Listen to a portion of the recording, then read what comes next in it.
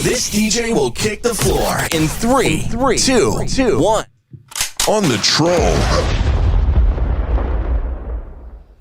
Hello and welcome to Mngomezulu back again. It is that time of the night. I'm sure it is tiring for some of you who work during the day and have to follow this case. Can you imagine for someone who's involved, highly involved in this case, participating, where we are playing monkey tricks, you know? Can you imagine, Emil? It's almost as if they want us to lose interest. Yeah, you lose interest. You lose it. If we buys. Right. But for now, let us like the video, share the videos. Just do the right thing. I mean, right now, we will remind you because we need to remind you, obviously. We rely on you to remind yourself. And we thank those who really are participating and reminding you of that.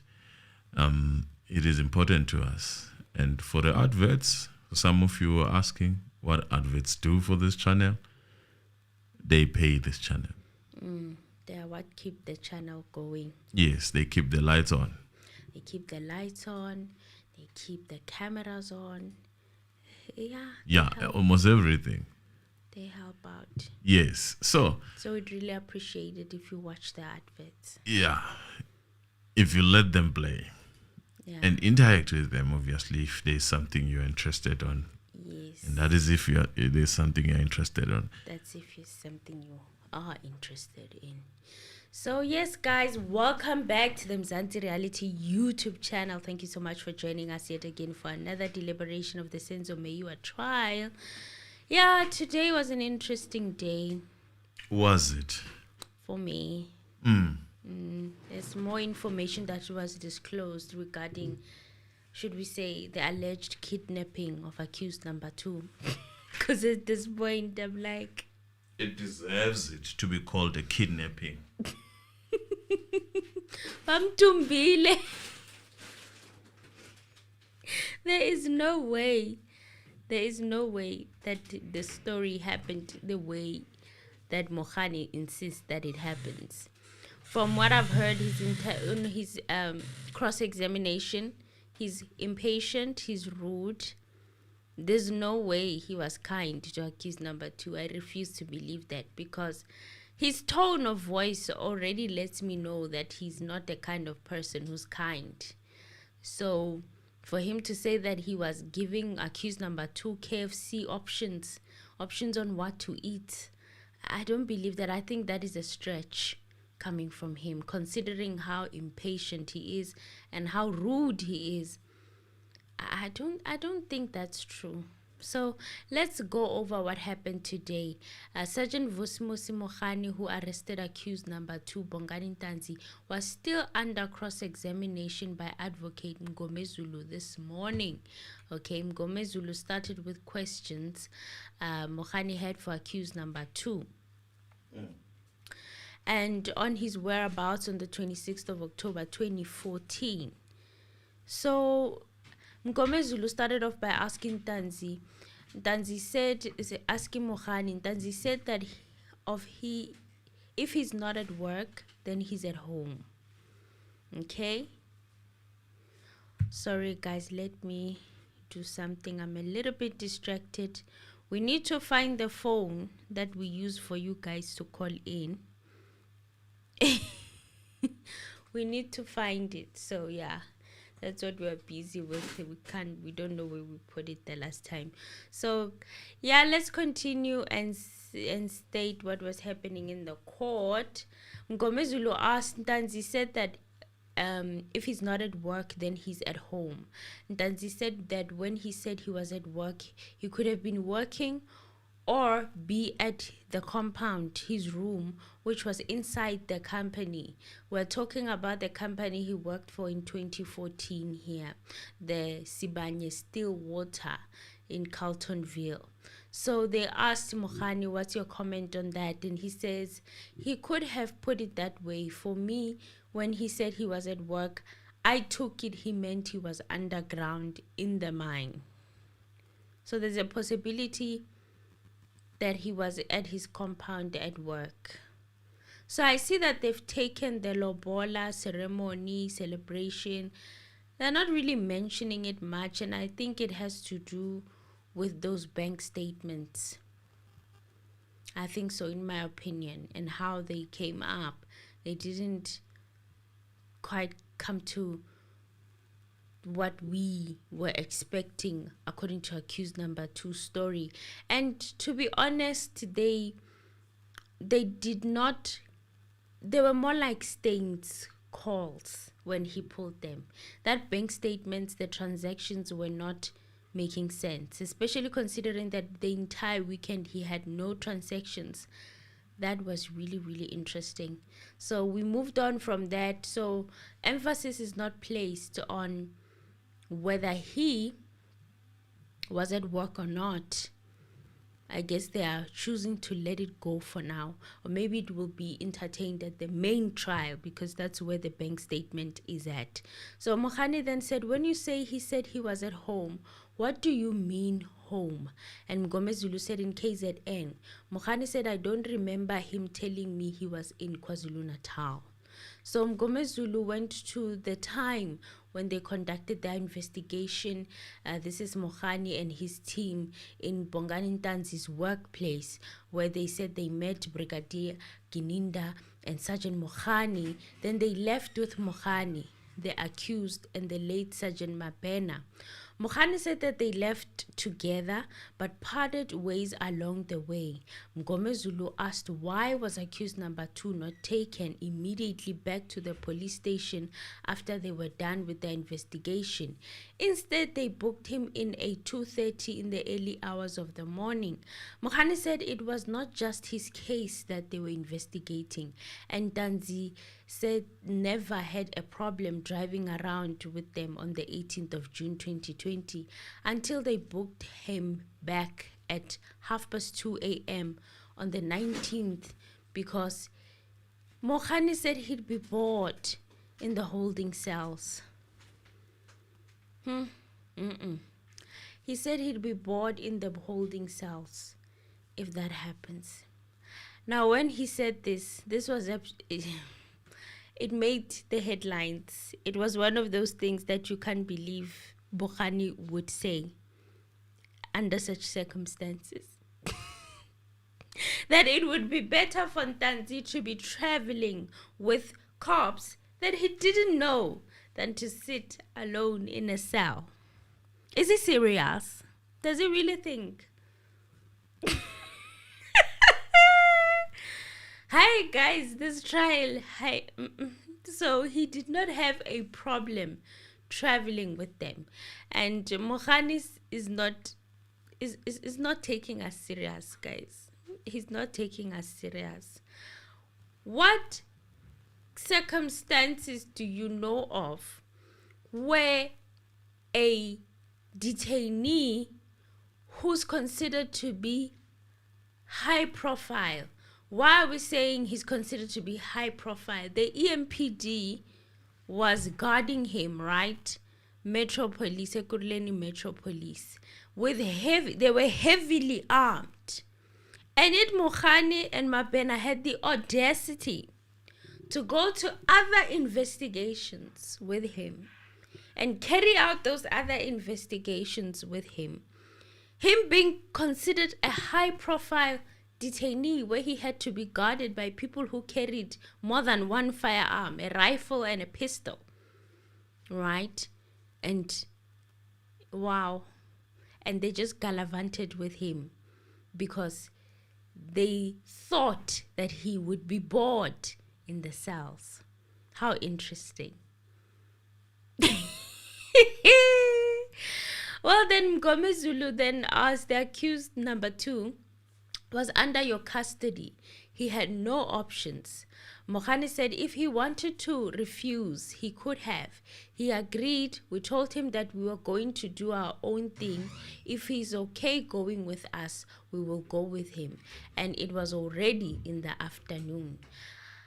Mngomezulu then said, I don't understand when you say he was going to get bored. What do you mean by that? Mogane said, What I mean is that Ntanzi never shared a cell with others.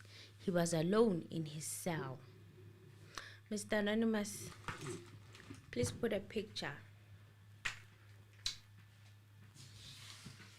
I'm getting distracted with your movements. I'm sorry, man. I'm not finding that phone that I'm looking for, but continue. I heard it ring in here. Okay, That's why I want you to put a picture so that I help you find it, because I'm All right. losing focus. Right, continue then. If it rang here, then it's in this house. Well, then Mngomezulu then said, "Let me not waste time about things that are not yet material." And Mngomezulu then said, "My instruction is that immediately after you left with Colonel Gininda after you conducted your investigations, you assaulted accused number 2. Mogane said, "Who assaulted him?" Who assaulted him? Who's that? Mngomezulu, who that? I Like, who got the phone. assaulted him? I'm sorry. You noticed something that I noticed, and funny enough that I didn't talk about it to you. The guy is rude, He is rude. and is claiming that he was a nice person. When he arrested accused. I wanted to talk about it because I was like, no way. He doesn't sound like a nice person under cross-examination. Not at all. He sounds very, very rude. And you can imagine where you meet him, where the dynamics of power. And he are, lies about understanding Zulu and that interpreting was Zulu. hilarious. He just lied, man. That was a lie. What happened today, it can never be undone. This guy is not even close. I know many people try Zulu. Even the other ones that they've tried, and I mean, I was okay. This guy lied. He couldn't translate. He couldn't translate shit. Whoa! It was a disaster. It was a disaster. Yeah, but I mean, what? Unalililungelo. Unalililungelo. We are not saying be perfect, but just be closer. You know, I mean, I've had people who said, "Hey," I've had people who say, "No, I interpreted." I mean, we have had many people. I've never talked about people. This guy is way out. Like, out of all the people that have come here, this one is way out. I don't even think he speaks Zulu in any place, and there's nothing wrong with that. What There's is wrong nothing wrong with is that There's he's everything wrong with him lying. yes, Though. He lied and said yes. that he spoke 3 languages. Mabena would have been the right person, by the way, because he's a Nguni's person. He would have been the right person to He should actually. have just placed it on Mabena and said Mabena is the one who explained in Zulu. Yes. Because when he had to translate, the translation, it was It was not translating. Yo, it was not nice.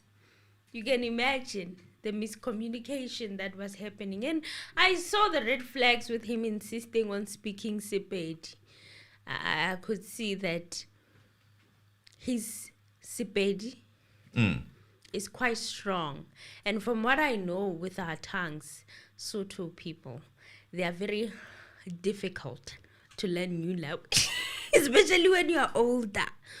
Learning a new language It's hard. is not organic, it's not flowing. It just No, becomes I'm bad. difficult. It's like me, you know. It's like me saying, I explain something to someone who's Pedi speaking person. Oh, I'll butcher that thing. You'll butcher the language. Mm-hmm. And he should have just been honest and said, "Nope, I did not do that. I read him his rights in English." I never After even Modilo. did. Yes. Oh, I never did. In any Or case, I just never speak the did. truth. You know, let it go, because wow, that translation, takapao yo. Okay, let me move on. Mngomezulu then said, "I'll get into that. It is your evidence that you said after your investigations you had to go to Alberton. Is that so?" And Mogane said, "Alberton was on the way. We went via Alberton." So they went via Alberton, which is the Alberton he really doesn't want to say that they went via. But today, finally admitted. Because yesterday it was difficult for him to admit anything with regards to Alberton. It was like he didn't pass by Alberton at all. Today, they went via Alberton. Alberton is very important. It's a very important place. Mngomezulu then said he is not referring to the evidence where he said he was booking him out with the purpose of taking him to the Veiws court.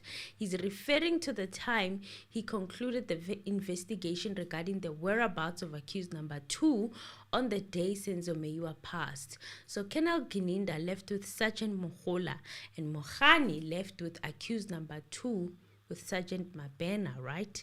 Mogane said he had to do other investigations. As a result, he had to go to Alberton or Veiws. Mngomezulu then said, these people that were escorting you were from Ekurhuleni Metro Police. Is that so? And Mogane said, that's correct. The participants that were talking about yesterday, you were involved in the assault, torturing, tubing, and of accused number 2, are the officers that assaulted accused number 2 immediately after you concluded that investigation about his whereabouts. And Mogane said he should explain. This is accused number 2 should explain where he was beaten, how and when, because he says he won't answer on what he doesn't know. You know, this guy says he won't answer He's always about not answering for Kinindi, but he defends Kinindi with his life. Mngomezulu then said, I'll give the full version of accused number 2, but at this stage I want to demonstrate for this court. I said to you, you booked him out for 17 hours. And the investigation was for more or less 3 to 4 hours.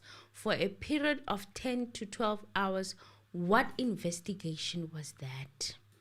Mogane said, like I said, there were other cases we were following up, but I can't talk about them because they are not done. Pocketbook ikai, the car register ikai. Where is it? Because nothing comes out in this court. Musia pulled the same stunt before De Novo. Did he not? No, in this court, this court has a tendency of forgetting. Nothing is ever done. You see, let us see that. You ask people to go fetch something. Where it went, how, when, and how. You ask people to go fetch something. They come back with big stories, and the judge takes them. Yeah. In this court, like nothing is now. Many people are excited that this guy is saying, "Show us those cases." No, he said, write them down. They're gonna cook them. Allegedly. Obviously, why not bring the originality, entire docket, yes, and the entire file? Why not that? Why must he write notes about the details of the cases? That doesn't make sense. Yeah, they're gonna cook. I mean, these people are the same people who in in statistics, we say we are fitting the model. Yes. They fitted the model with the nose. With dance. So the model is fitting. So they took a case from somewhere else, and then they come with it, and then they fit it to this person. So if it's not fitting, you make it confess. You fit it by force. And that's the language that...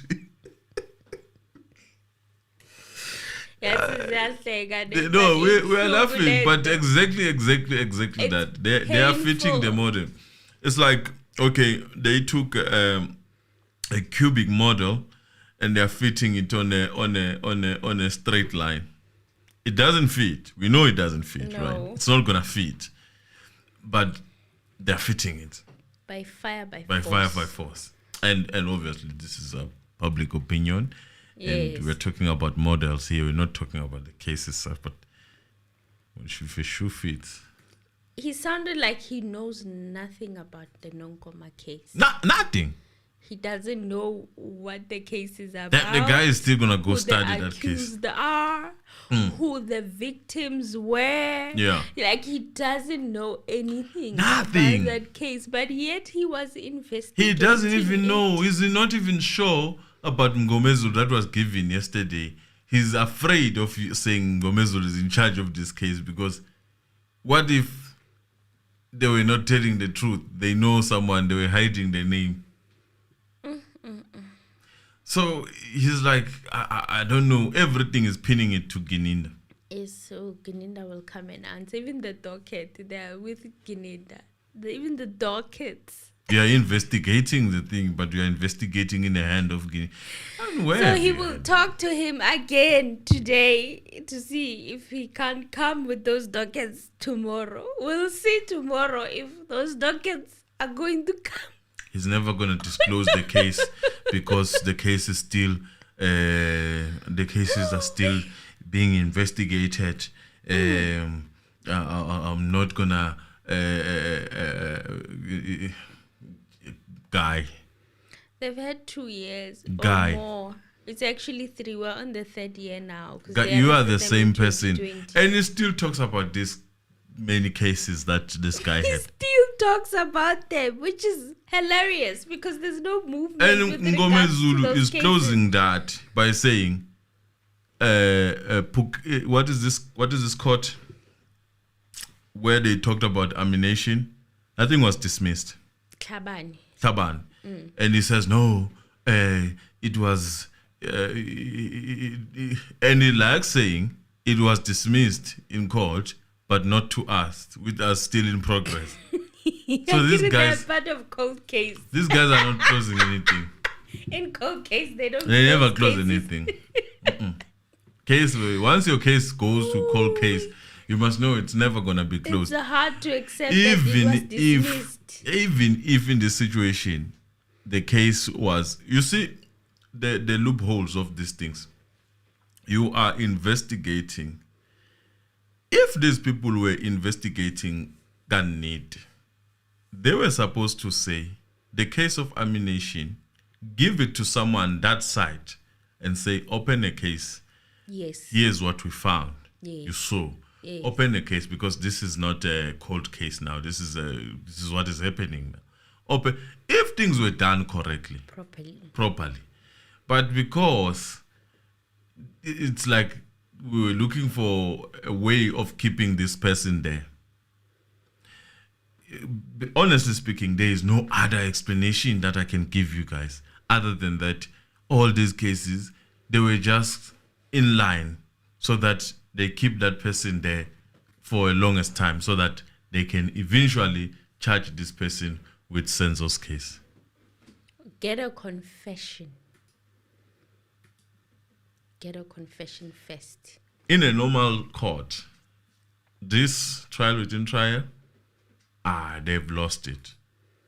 In a normal court. And I use that word. It's on a normal court. But this court, well, we wish-wash. We don't know. We don't know. But we can see the judge is writing. When he answers himself. When he intervenes. The guy is testifying. Busy. The guy asks questions, give answers. Interfere with someone's cross-examination, take over, and then right on top of that, after you giving hints, and not even hints, sometimes answers, you go and write down. What are you writing? That the person is affirming what you are saying. So therefore, yeah, Mogane said he is not in a position to disclose the other cases that he went to investigate when they left Western area within Tansi on the 18th of June. Mngomezulu then asked at the expense of accused number 2. Mogane said, I don't agree. We didn't infringe on accused number 2's rights. Oh, you kind of did. No, you did, obviously. But in the court of public opinion, obviously, not in that one, that kangaroo court. here you did. He did. They did. It was too much. You know, it's easy to predict things that are gonna happen in that court. We predicted that they are not going to come with the dockets. Did they come with them? No. Oh. No. Oh. The judge wanted to know what cases Mogane was following up on. For the first time, Mr. Anonymous, in a long time, I felt like maybe. No, I that's what I was talking about. Don't fall on that thing. That thing, he said write them down. Write them down. They're gonna write 1, 2, 3, 4. What? They're gonna write case number, what? No, it's cold case. They have how many cold cases there? By the looks of things, this guy doesn't even verify. They can just pull any cold case and fit like they did with Dance. It was a duck and dive. It was a duck and dive because the judge said, you say you cannot talk about those cases because you want to maintain confidentiality or secrecy. And Mogane said, if the court insists on knowing, I can talk about one of them. Not all of them, the judge asked. And Mogane said, yeah, not all of them, but one of them. Why not all of them? And Mogane said, some of them are sub judice. They are in a coma. They are in a coma. Sub judice. Then the judge said, I'm going to make an order that you disclose all the cases, but you must do so in the form of a note, which should be shared with all the counsels, and it will be kept by this court. You see, I was smiling up until he said that, and I was like, oh, here we go. They don't have to divulge this information anywhere else. The defense counsel and the state. So that means it's not even going to be heard in the court. In the court. They will know and keep it to themselves. Those notes. Not the entire thingy. The entire juice and sauce. Not the entire dockets, the entire investigation, the entire notes in their diaries or something to really show that investigations were done by them on these cases. Nothing tangible. He's just gonna sit down and type another statement, allegedly. Mngomezulu, and they're gonna fit it. Yeah.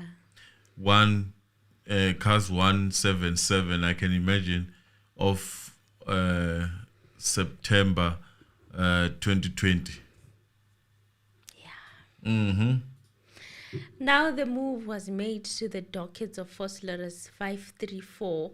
Asked if he was in possession of those dockets as requested yesterday. Mogane said he was not in possession of them as the person who is in charge of them is Brigadier Gininda, and he was not available.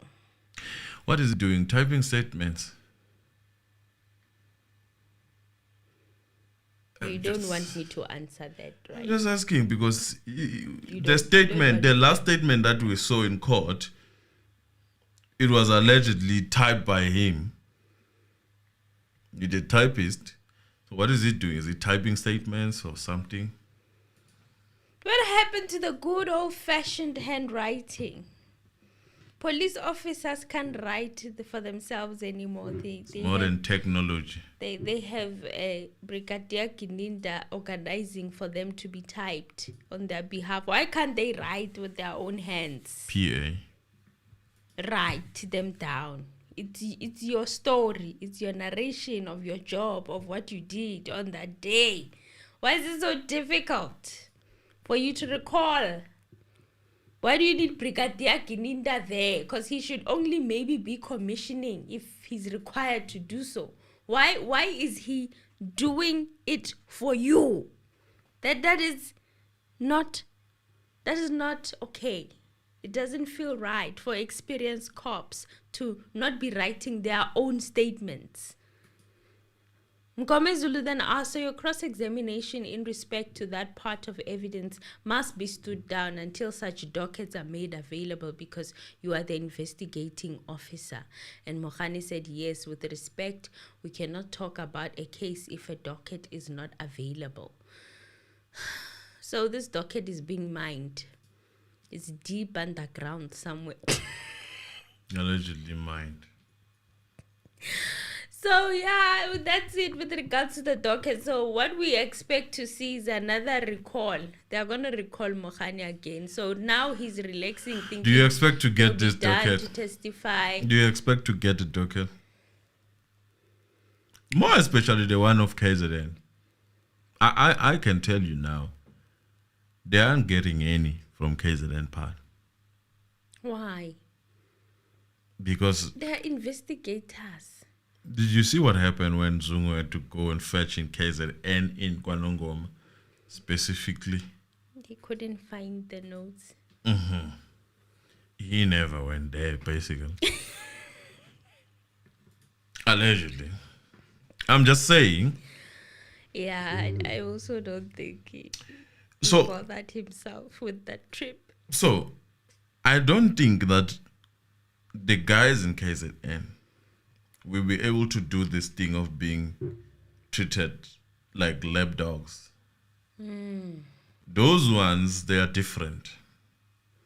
You know, they kumele uphule isigqoko uthi baba Mngomezulu dlakadla. You understand? And manje you don't have all the time in this world. So I don't think the one of KZN, the Wanongoma one, I think that was the biggest squander in whatever that they are trying by including the one that is in Gwanongoma specifically. The jurisdiction. It's gonna be hard. It's gonna be hard. Mngomezulu said in the matter where the accused was charged with possession of illegal substances, was that matter not placed on record? And Mogane said that's correct.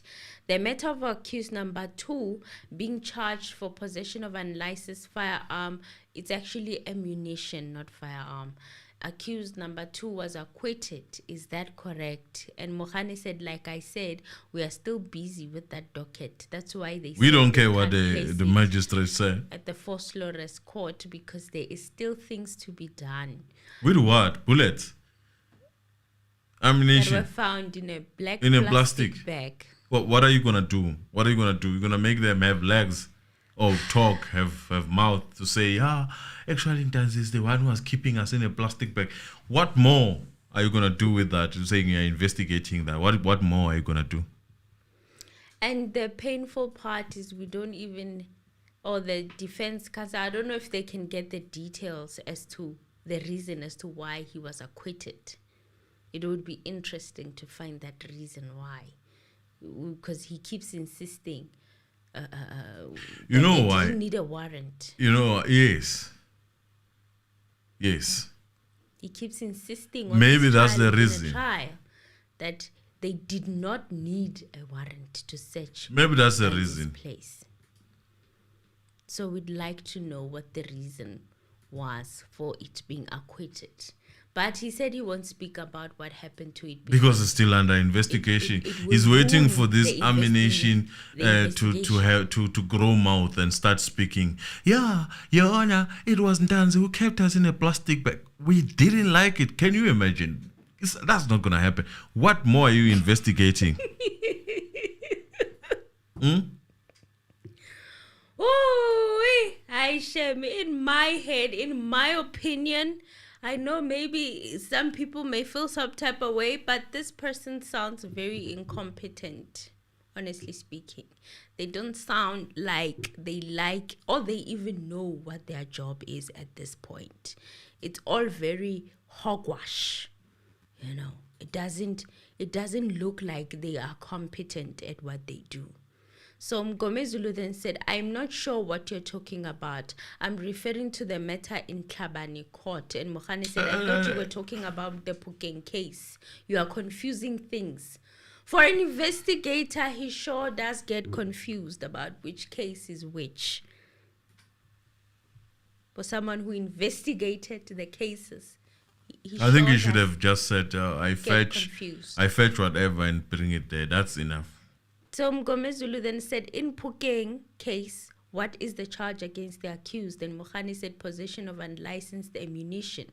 which court did he appear in? And Mogane said Tlhabane in Rustenburg.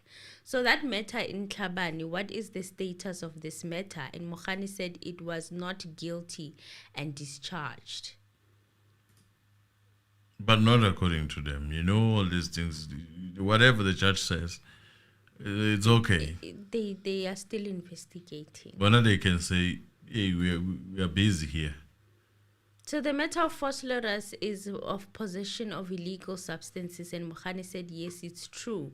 Mngomezulu then asked, it's the same matter that was not placed on the roll, is it correct? And Mogane said it's true. So the one of illegal possession of illegal substances was not placed on the roll in that court at forced slaughter. This is a mess. It's a mess. Mogane said it's true. After that matter was refused from the court roll, it cannot be regarded as a pending matter against accused number 2. Now this is Mngomezulu asking, and the judge asked, which law is that? Again, Judge Leto. And Mngomezulu said the matter is not pending, and the judge said, yeah, it was not enrolled, so. And Mngomezulu said, let's look at the period in which it was refused from the roll. If we look at the period up until now, and the judge said, no, you can argue with him. I know the law. I know it can be enrolled again. So. The point here, Judge, is not that whether it can be, they have demonstrated enough, the Department of Cold Case, that anything is possible with them. We understand that. But the point of departure here is that we are arguing the sequence that you submitted, that there might have been a sequence.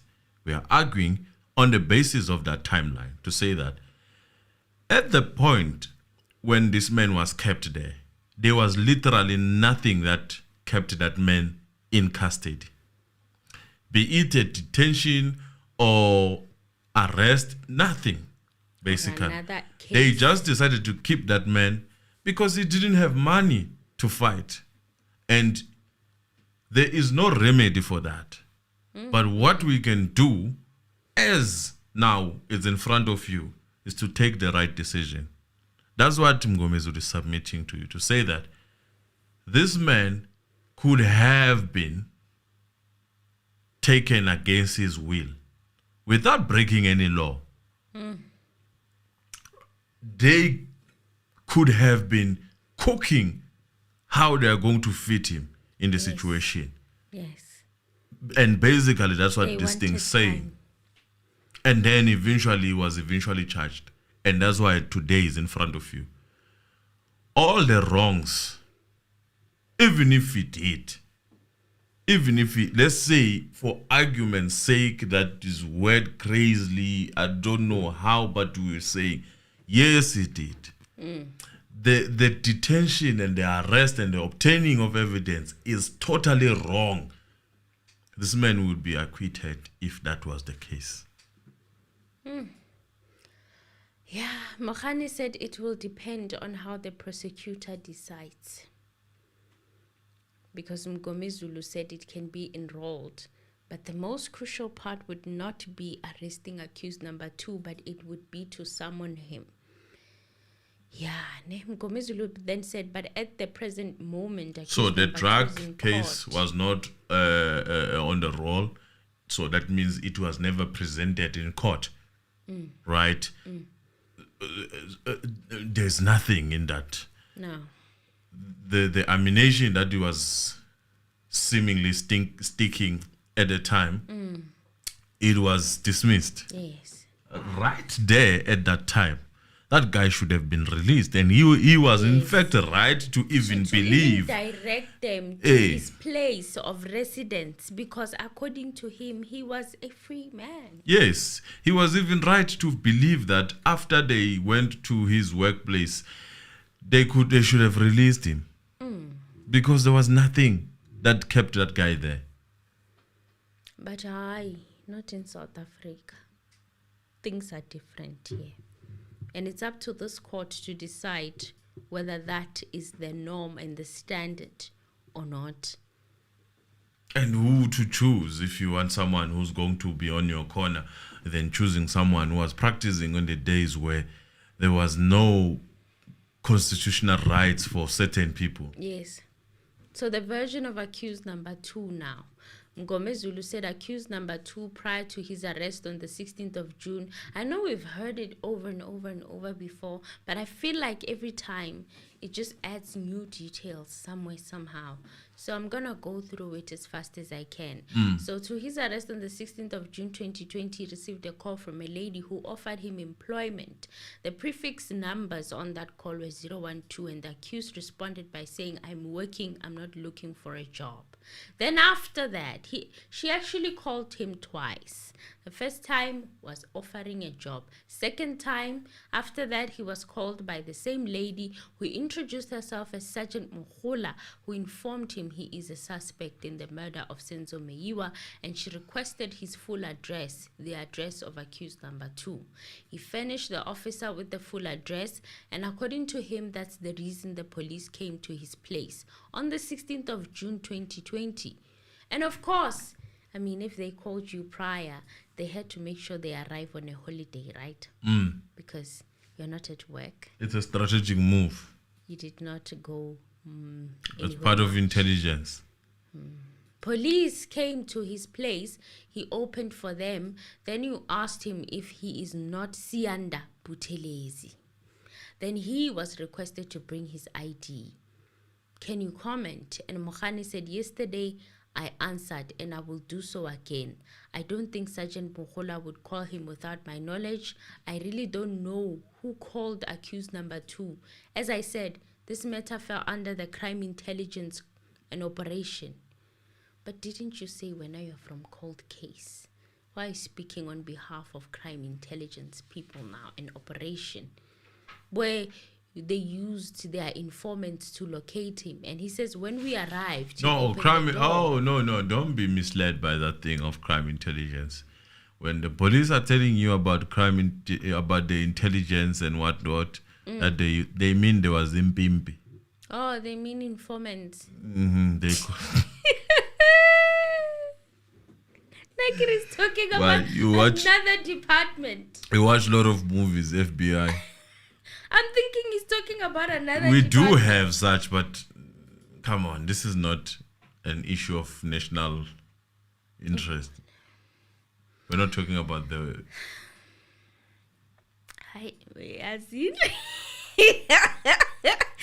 So he said, we used our informants to locate him, and when we arrived and he opened the door. You see, eventually said informants. Informants, yes. That's intelligence. He said, I asked if he was Bongani Ntanzi, and he agreed. Not Buthelezi.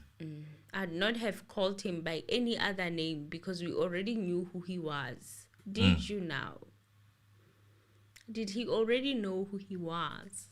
They are saying he didn't know. By the way, the Buthelezi that they were talking about that was arrested with the other guys, the Karabu. Isn't this the same Buthelezi that was staying with Ntanzi now? The one who was testifying. The one who's got a strong ancestor because he survived. And on top of surviving, he comes back and 10. Yay, other people, they pray before it. Other people, they pray. Their ancestors are powerful. Mm-hmm. And again, to think, accused number 5 on their first court appearance said the man, Ubabalo, utegiti ufunu Buthelezi. Remember that? That's the Buthelezi that survived. So Buthelezi was actually the one they were allegedly.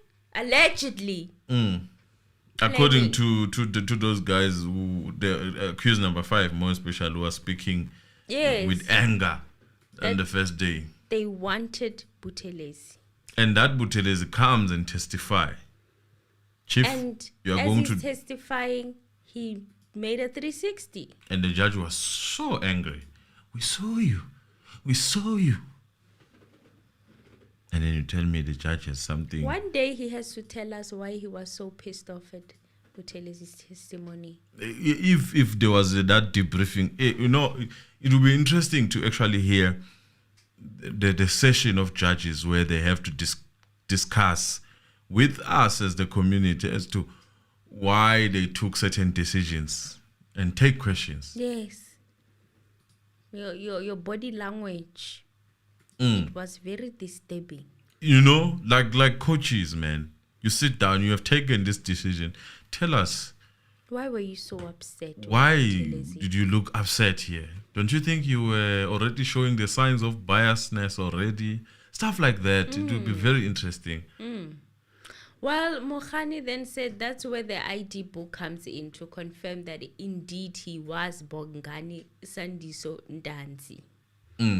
Mngomezulu then said, so when he took out his ID, he insisted that you should also take out yours to confirm you are a police officer.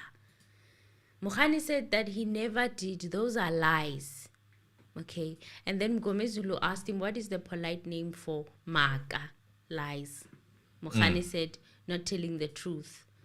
Mngomezulu said, would I be correct to say poso? Uwa poso. Hey, that's what we say when we want to be respectful. Yeah. Uwa poso, kulumi puta. Yeah, now, yeah, you know what is the funny thing about this? He wants, he would like us to believe him. So hard. He's trying so hard. But he's missing it. If Mngomezulu was to say that thing in court, you are lying though. My client is saying one the truth. judge would be like, you can't say that. You can't say that to the witness. That's what Mngomezulu is trying to drive. That chief, this is a story, your story, but you cannot debunk the other person's story by saying you are unamanga. Yes. You can also be lying. You know, it's a court. Mogane said, Maka in English is lies and poso is a mistake. So it's like he doesn't even recognize how rude he sounds. And we're expected to believe that this rude police officer never tortured accused number 2 or never watched as he was being tortured or even offered him food, offered him options of KFC. What a joke. No, the guy is... I can say I don't think the guy is rude per se in a email. I don't know if you've noticed, there's something that happens overnight. And if you have messed up, this guy first day he messed up. Yes, in fact, there is no coming back in what he did. And then when he comes back now, they start being rude when they come back. In defense mode. Defense. It's like it happened with Mthobo, if you do not know what to say, be on a defense mode. Now he sounds so rude. If they are saying he didn't touch him, that means it's someone. If they are saying someone already demand. This is someone who doesn't want to involve himself with such things. But unfortunately, the circumstances are not allowing for peacemakers. Mngomezulu then said, I don't think you'll appreciate if I put a version to you and say in conclusion you are a liar. Then Mogane said, in that Mngomezulu, let me explain this to you. Well, since we began, the truth, has he told you the truth? Talking about accused number 2. Even yesterday, I told you to tell Bongani Ntanzi to tell you the truth. Then Mngomezulu said it's for the court to decide. When you entered, Sergeant Mabena slapped him with his open hand on his face and told him he thought he was smart because he asked for what? He asked for them to prove that they were police officers. And they are here to arrest for certainty. Basically, what are you here to arrest me for? I even wanted that warrant of arrest but then at that point they were not searching. So he was asking for that warrant or for them to prove to him that indeed they were police officers. And what does Sergeant Mabena do? Sergeant Mabena slapped him in the face and that said to him, you think you're smart. Then Mogane said, I disagree with that. I did not see that. Even if you were to see the late Sergeant Mabena, you'd easily tell he was not a person who beat up people or a violent person. So this man uses what? The look of a person to determine whether they are violent or not. You know how pissing me off it is to know that mostly the buff policemen, they are not the trouble ones. The skinny one, the one you can just crush, you know, they are the trouble ones. So if Mabena was skinny, you wouldn't put it far from them. I'm telling you, I mean, so many times, I got clapped. I do about 8 police. You know the guy that clapped me is the smallest of all. The tiniest among If those police were to say, take everything of government, you clap this guy, let us see how you fight him, I would crush that thing.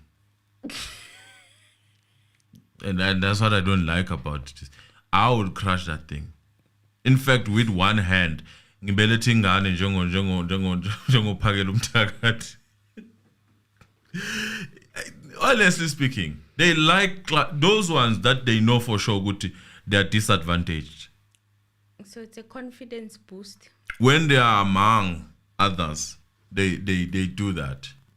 I mean, recently I fought with this other one who came with them. But because they were not on duty, he couldn't do anything. Because he knew, and I told him straight that, nah, I'm not afraid of you. And not even afraid of you. Was he short? Yes, he was short. Was he tiny? No, he's got a belly, that one. Okay. But he was short. How?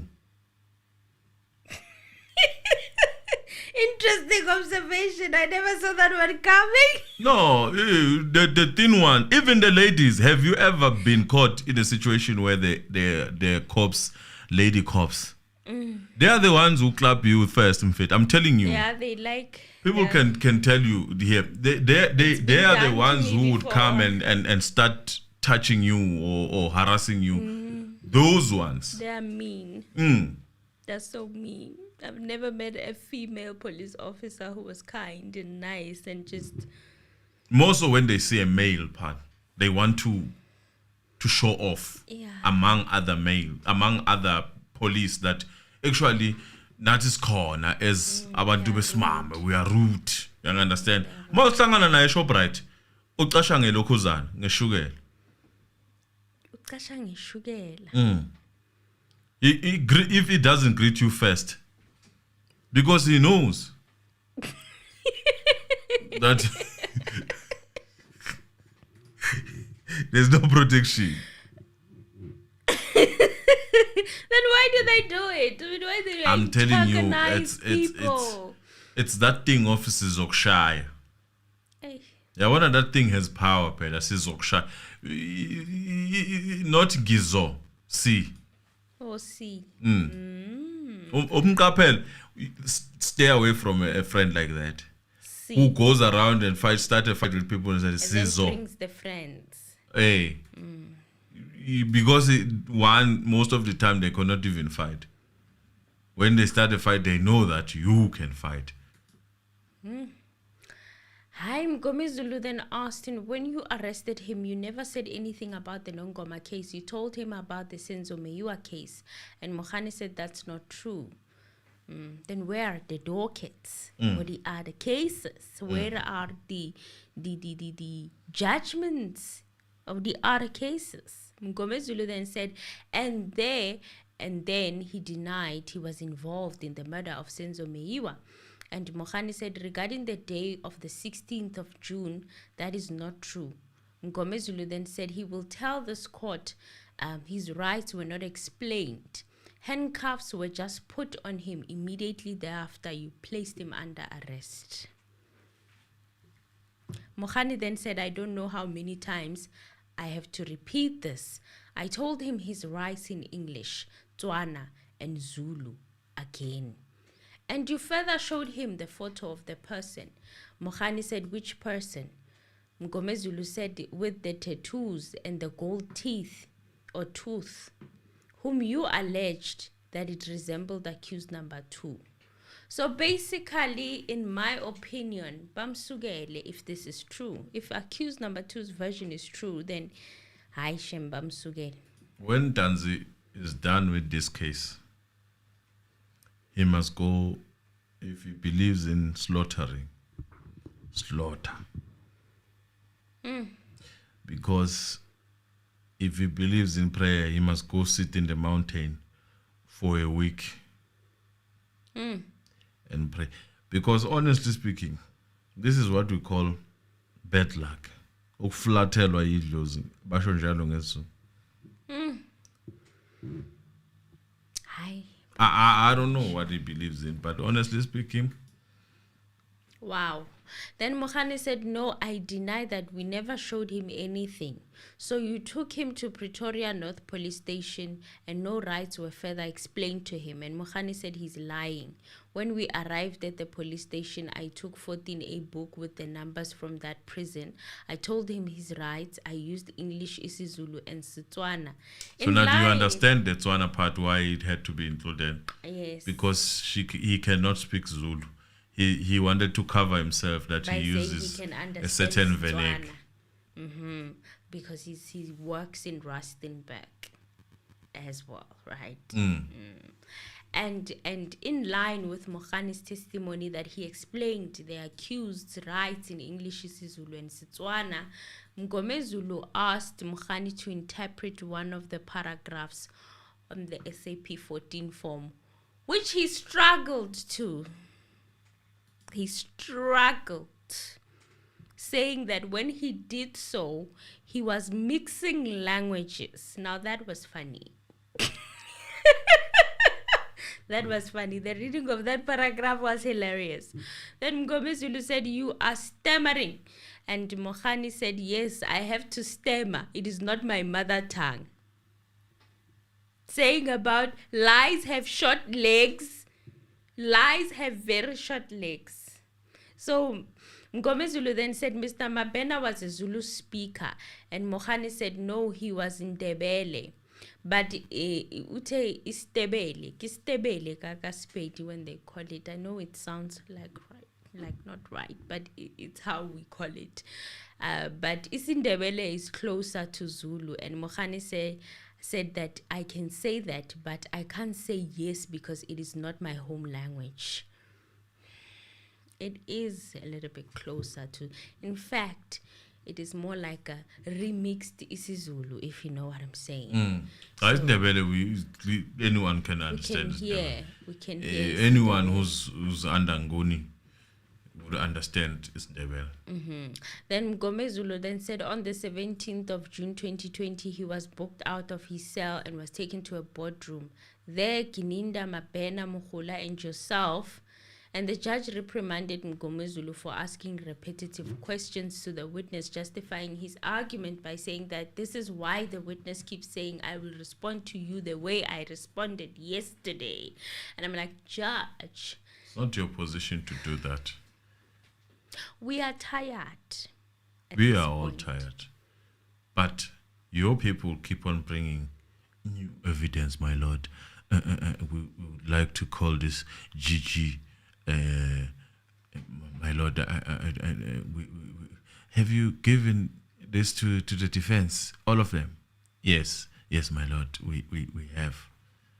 Unfortunately, we are doing that in your court.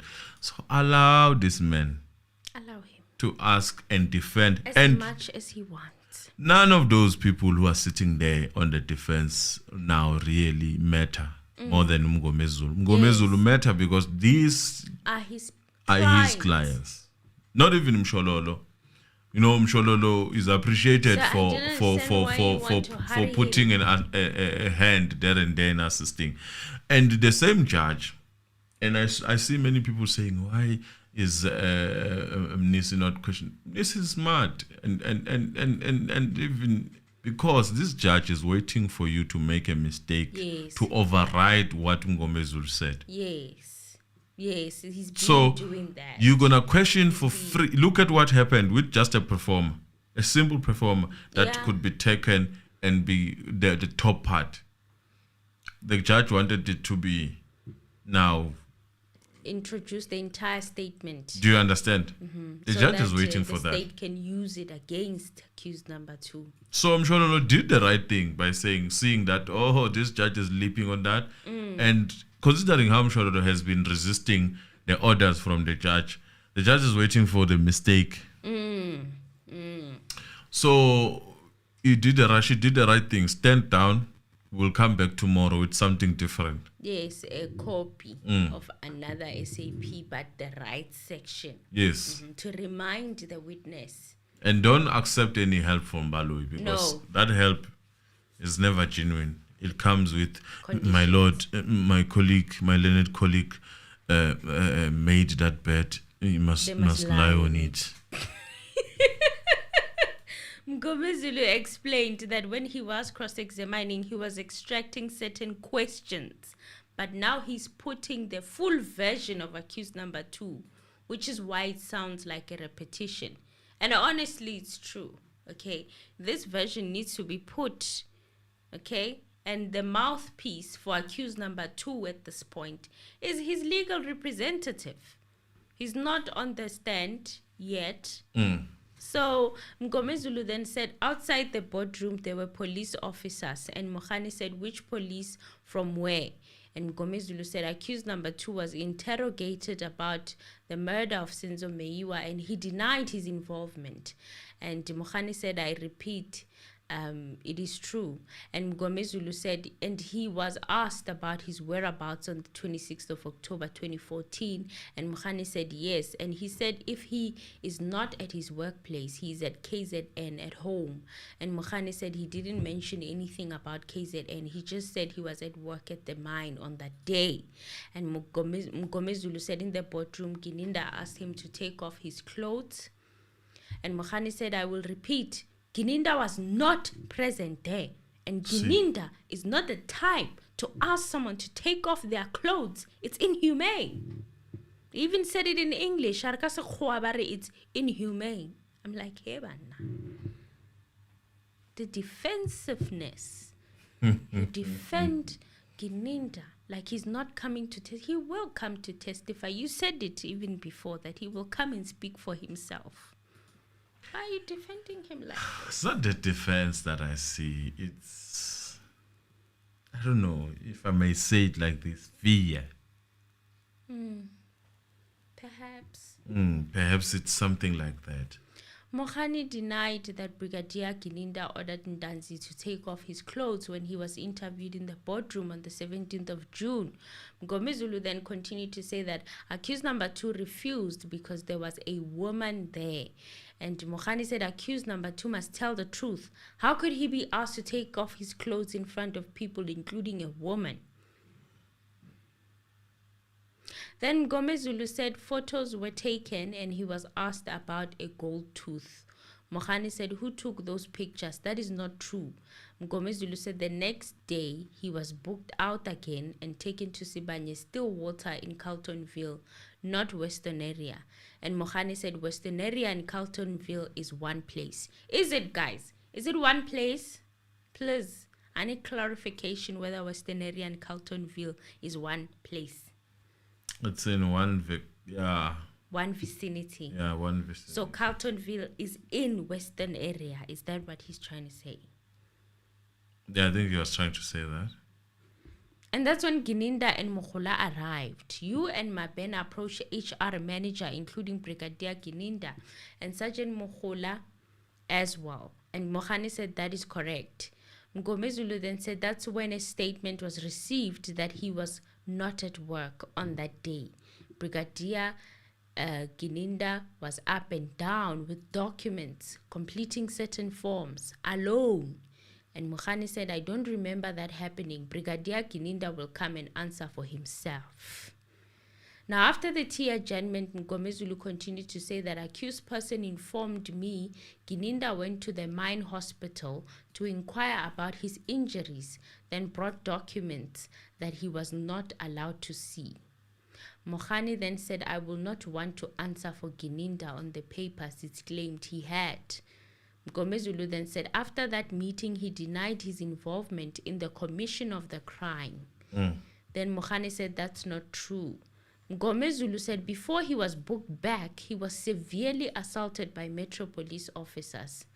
Mogane said he doesn't know about that. And Mngomezulu said, was he ever taken to a dentist to confirm if he had a gold tooth?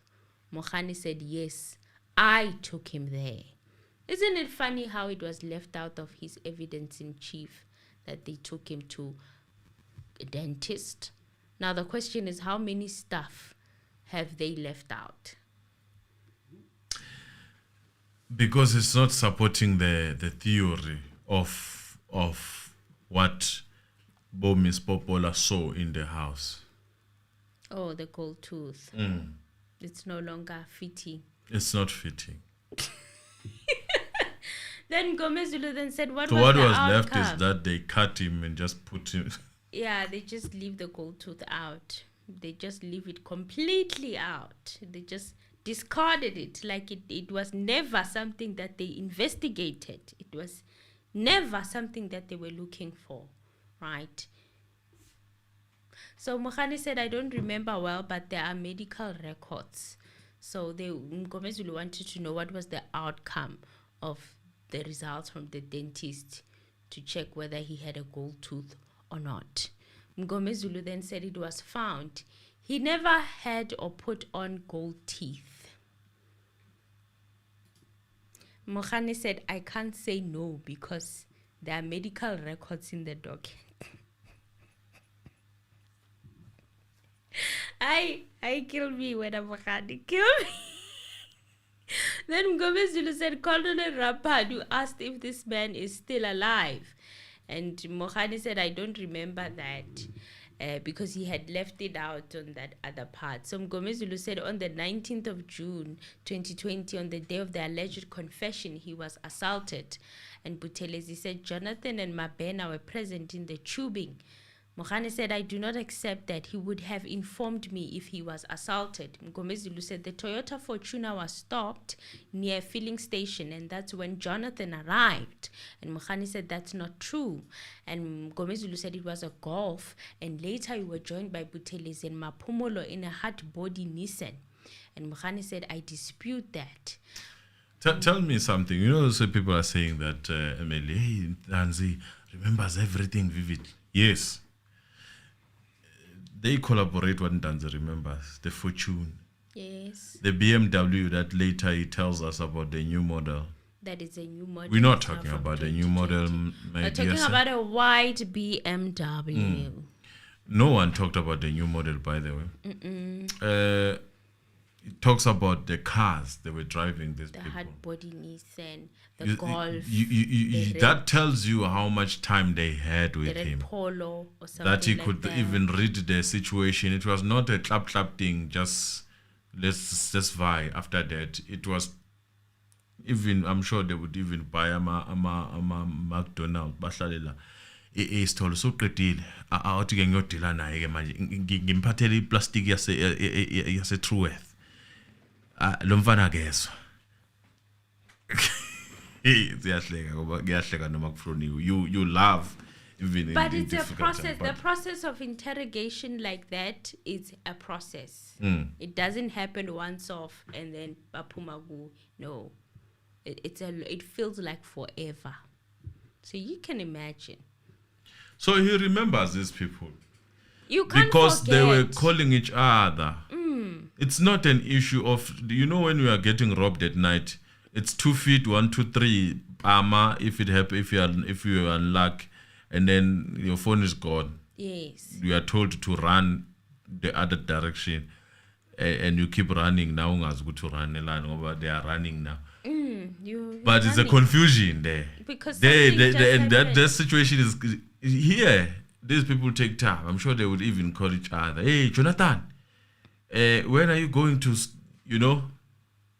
And then you're hearing the names. You're hearing. All these names. You keep on hearing them. 10 hours. 17 hours. Away from his cell. 3 hours. They would drive from point A to point B to point B to point C. Kuri nebali busy. And they are not talking as to what they were doing around that time, right? That's why the only thing that can prove who's lying and who's telling the truth is actually the car register of that vehicle, a Toyota Fortuner, or it's specifically the vehicle that They've Mogane affirmed the was Toyota using. Fortuner. They had both. They've affirmed it. He's coming with these things. They are affirming it. Yeah, so and so was driving. So this and that. So and so was driving. The only thing that is left is for them to say, yeah, even the areas where they passed, that is said, they've confirmed them. All that is left is what happened to those areas. I want that track, that vehicle record they pulled, Ngumsia, to be pulled also with this one. You won't even find that car. It's gone. It's gone. Well then, he was taken out on the Fortuner and brought to Jonathan's vehicle. He was seated in the right side. And Mogane said it's not true. Mngomezulu said Mabena was on the left at the back and Buthelezi was next to the accused, and Jonathan pushed the driver's seat against accused number 2 and pressed him against his knees. Mogane said it's not true. That's where Mabena used a silver plastic bag from Truwords to suffocate him, and Buthelezi blocked so that accused number 2 could not go out. And Mogane said it's not true. And Mngomezulu said then you went to a dumping area on a way to Alberton. And Mogane said, I dispute that. I don't remember passing a dumping area. Then Mngomezulu said, and at that area there are still poles. And Mogane said, I'm still disputing that. Handcuffs were moved from the back and one handcuff was put on one steel pole. And Mogane said, it's not true. And then Mngomezulu said, then his jacket was taken off and the assault continued. Mogane then said, that's not true. Mngomezulu said, then Gininda and Mukhola arrived. Mogane said, ask Ntanzi to tell you the truth because it's not true. Mngomezulu then said accused number 2 was poured with water on the front of his body and he was electrocuted by Mabena, Jonathan and Buthelezi. Mogane said, I dispute that. Mngomezulu said when the plastic was removed, the accused was bleeding. And Mogane said, I don't know how to answer that because it's lies. Mngomezulu said, it is my instruction that you said, Yegelani demand, leave this man. And Mogane said, this person was not assaulted. He was not taken out of my car. I wouldn't allow it. He must tell the truth. It is impending on your dignity. We never stopped anywhere until Moroka SAPS. Trying to guilt trip Mngomezulu from doing his job. What I like about Mngomezulu, what is different and maybe common factor with Nisi, is his composure. He does look to lose it, even with the judge, but how he controls that from getting out of hand. Because when the judge was like saying, "Mngomezulu, you're asking repetitive questions," then the judge was there for the taking. Yes. He wanted him to snap. It's like they are provoking him. Well, Mngomezulu said you, Mabena, and accused number 2 drove into Chris Hani Hospital where you met Rapadu. Where Rapadu gave his wife keys and she was with a child. And Mogane said, I'm still disputing that. Then you drove with Rapadu near ATMs in Orlando. The cars parked there and the assault continued and Gininda arrived. Mogane said, I do not understand how many times this Gininda arrived. Mngomezulu then said, when he arrived, he opened the boot and took out documents. Mogane said, I dispute that. Mngomezulu said he gave those documents to Rapadu and that's when the accused was forced to sign. Mogane said, I'm still disputing that. Mngomezulu said, in a nutshell, both confessions were not freely and voluntarily given by accused number 2. And on the day of his arrest up to the 24th, when the confession was taken, he was not in the right state of mind due to assault.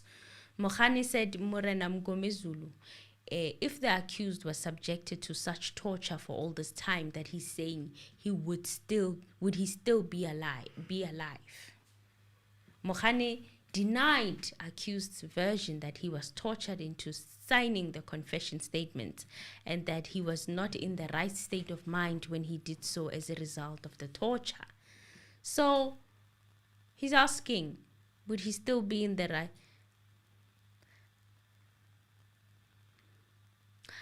Police are smart, hey, in as much as they would never leave visible scars. They would never. Okay. Not in 2023. They studied the system and they know the consequences and they will avoid those consequences.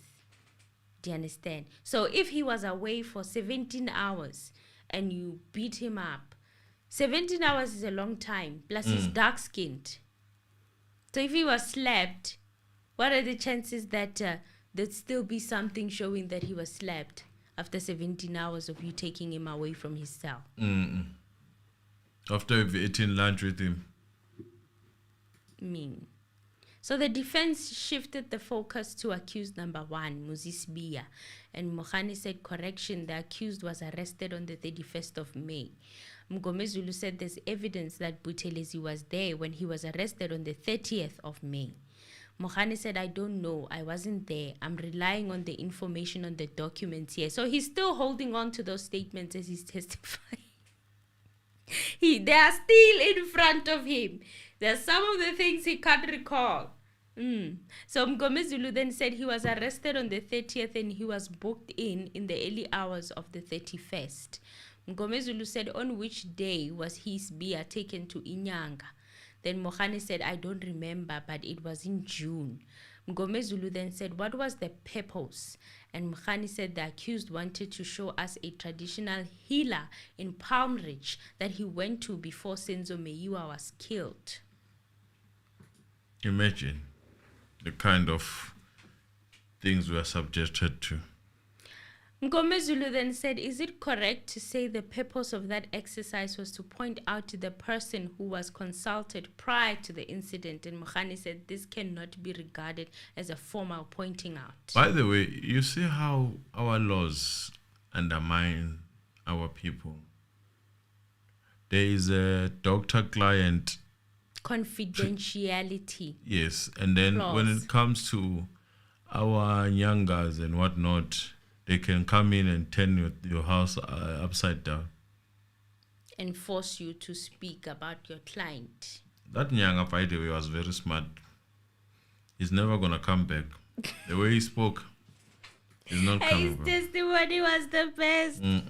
He's not coming back. They don't want people like that. No, yeah, his testimony was superb. He was not make sure. Mngomezulu was done, and Advocate Charles Mnisi had no cross-examination. Advocate Ngumalo also had no questions for the witness for now. He said that they've been advised that it would be at a later stage when Mogane will come back with regards to the statement. The judge wants to do away with number this 4. person because this person is a loose one.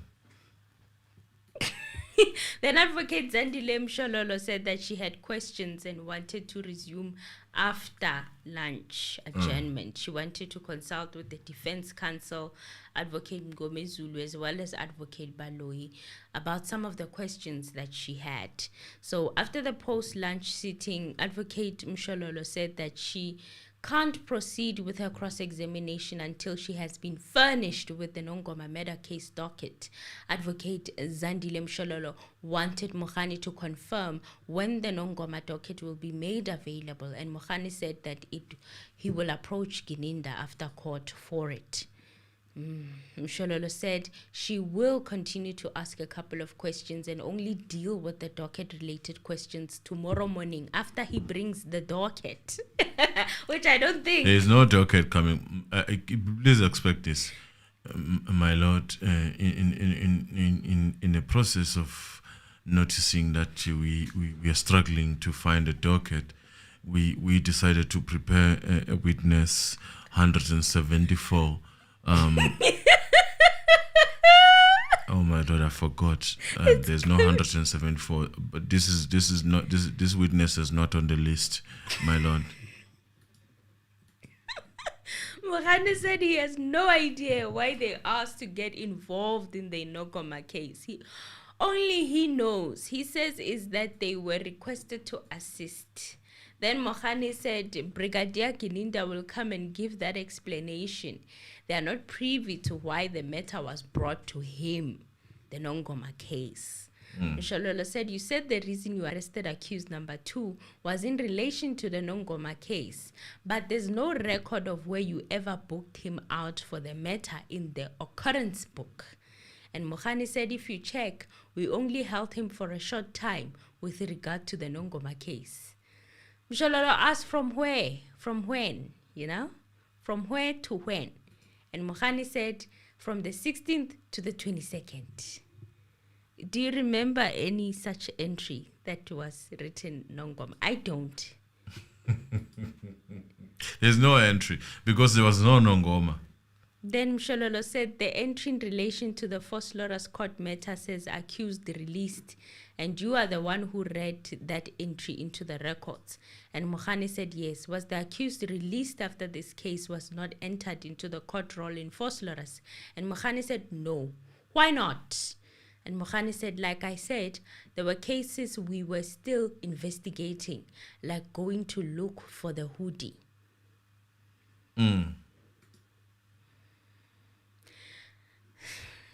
So you literally kidnapped Ntanzi. You literally kidnapped him. Basically. Why couldn't you let him go after the Force Lawyers case? You knew where he lived. You could always find him again. He never tried to hide. He directed you. He gave you his address.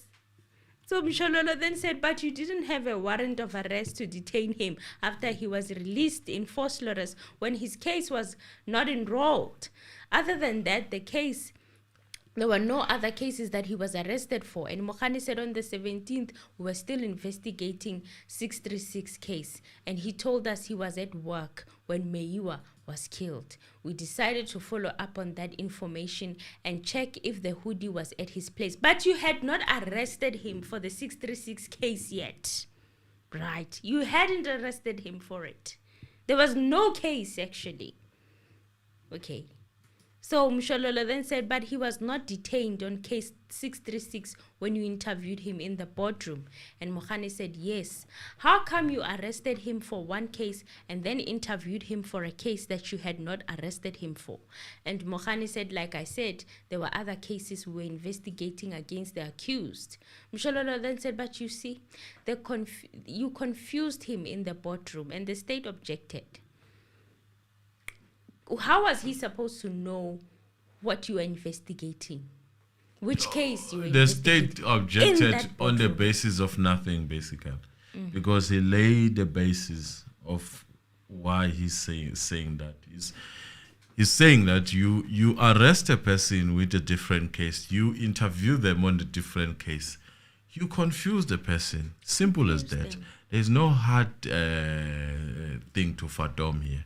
Clear, straightforward. You just confuse the person because you can be saying that I'm arresting you, Emily, for sitting in that chair, and then all of a sudden I interview you on why you moved to Joburg or why you moved to KZN, which is a total different situation, different case, different scenario. You confuse the person. Objection, my lord. I just feel like I need to object, my lord. Is there anything you can help me with? Can you support me there? I just feel the urge to object. Well, then it was now moved on to the matter of the pro farma, right? So they couldn't use the charge sheet of Bongani Ntanzi, accused number 2, because it had not yet been disclosed, right? So Advocate Mshololo asked for time to go and make copies of a separate SAP 14, the part where it has the rights, so that the witness can use it and see if they cannot recall some of the rights that they did mention and did not mention when arresting accused number 2. So there was an adjournment from Shololo to go and make copies of that SAP 14A. So That's you guys, a good adjournment. I'm done. You can call in. You can call now. If you are still here with us. If you are still here with us, you can call in. Apologies, my lord. I thought he was talking about a case of Phosphorus. Case of Phosphorus. Objection, my lord. Objection. What are you objecting? Just the urge to object. Objection. Objection, my lord. That's what the witness said. Oh, apologies, my lord. I thought he was talking about... No, man. No. Guys, you can call. You can call. I see someone is trying to call. It's like, object. Do something. It's like someone told him. Hello. Hello. Njani? Njani. Hello, good evening. Evening. How are you? Yes. Ngiyaphila njani? All right. Morning. Yeah. Yes, straight. I want to go to mention this. Number one, I want to talk about the judge. The judge, it's like the judge is in a faculty. He's lecturing at a university. The judge has made this to be about him. He tells people that I know the law. I haven't seen. I watch crime issues on YouTube. Yes. The conduct of the judge is compromised. Is compromised. You know, he tells them, you don't know the law. Secondly, he intervenes to tell police of their ignorance. He aids them. For example, why Inters was not released, he said, are there any other cases where after someone has released, they come out of the door, they are immediately arrested? He said they are there. He's aiding them instead of helping to improve police efficiencies.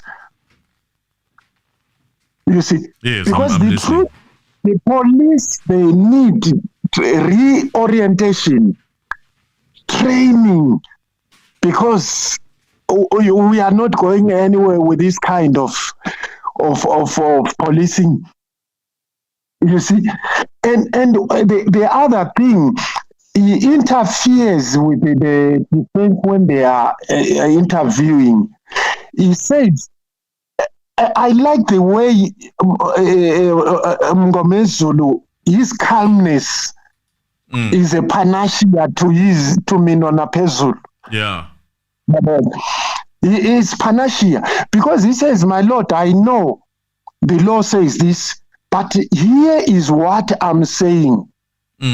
He's too fast, too forward. You know, I think what is the law society? I'm going back to the question that I once asked. What is the Law Association of South Africa, Law Society, doing to put a check? Look at the Nandipa case, the judge. Very calm and collected. Yeah. Their body language is reverential. But here you are dealing nendunankulu esigodi esamakhaya ethatha amacala ngaphansi kwesihlahla. I think the judge must take stock of his action, because this is a litmus test for South African justice system. And what is he doing? Is getting entangled in the inefficiencies of police instead of rescuing the nation to the path of justice. Yes. The judge, no, he's not a law professor. If he wants to go and teach and be a lecturer, let him leave this bench. I think the person who chose him made the biggest blunder. You recall? Ya ngoba ngeke siye ndawo ngalomuntu onje. Yeah. Okhomba phezulu ngeminwana. At one time he points with the middle finger. This is upset. All right. Hayi ngiyabonga. Thank you. Okay. Yes. Thank you. Right. Middle finger. Yeah. People can say things. Eh? Yeah. Let us see if we get someone else. I'm just gonna read this for now. Someone is saying that it's very sad and appalling what the judge is insinuating together with the witnesses, that if the accused was really assaulted, he wouldn't survive. They spent 17 hours with Ntanzi because they didn't want him to be bought. But the following day, confession day, he was dangerous. He was a dangerous man who needed heavily guided police. Yes, I'll continue. Mzansi, hello. Hello, hi. Hi, how are you? I'm good, and how are you? Not bad, not bad. Good. Anginawo amaningi. Mina kujudge ngizibonela i-early dementia. I'm sure ujudge kumele ukuthi ahandiswe somewhere ayo-checkwa. Hayi. Early dementia. But let me ask you something before you go. Yeah. Enjani le early dementia one-sided? Yeah. Yeah, one-sided, but hi, ngibone gula straight. Hayi ngibone gula straight. Uyazi ujudge uzakhulume ngomlomo, yazi umbona umlomo wakho unyaka uzawodwa, yazi ukuthi ngathi useyacha ufuna ukusukuma esitulweni. Ufuna ukutestify. Ufuna ukuyotestify. Hayi uyabhora lo baba lo, yazi I want ukuthi ubaba kabani lo. Nama I want to see those kids. I've said that. Okay. Okay, thank you so much, guys. Thank you.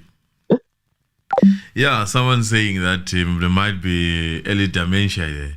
But the judge says he's gymming, man. He's healthy. He's bumping like a tennis ball, as Ismail Hashula would say.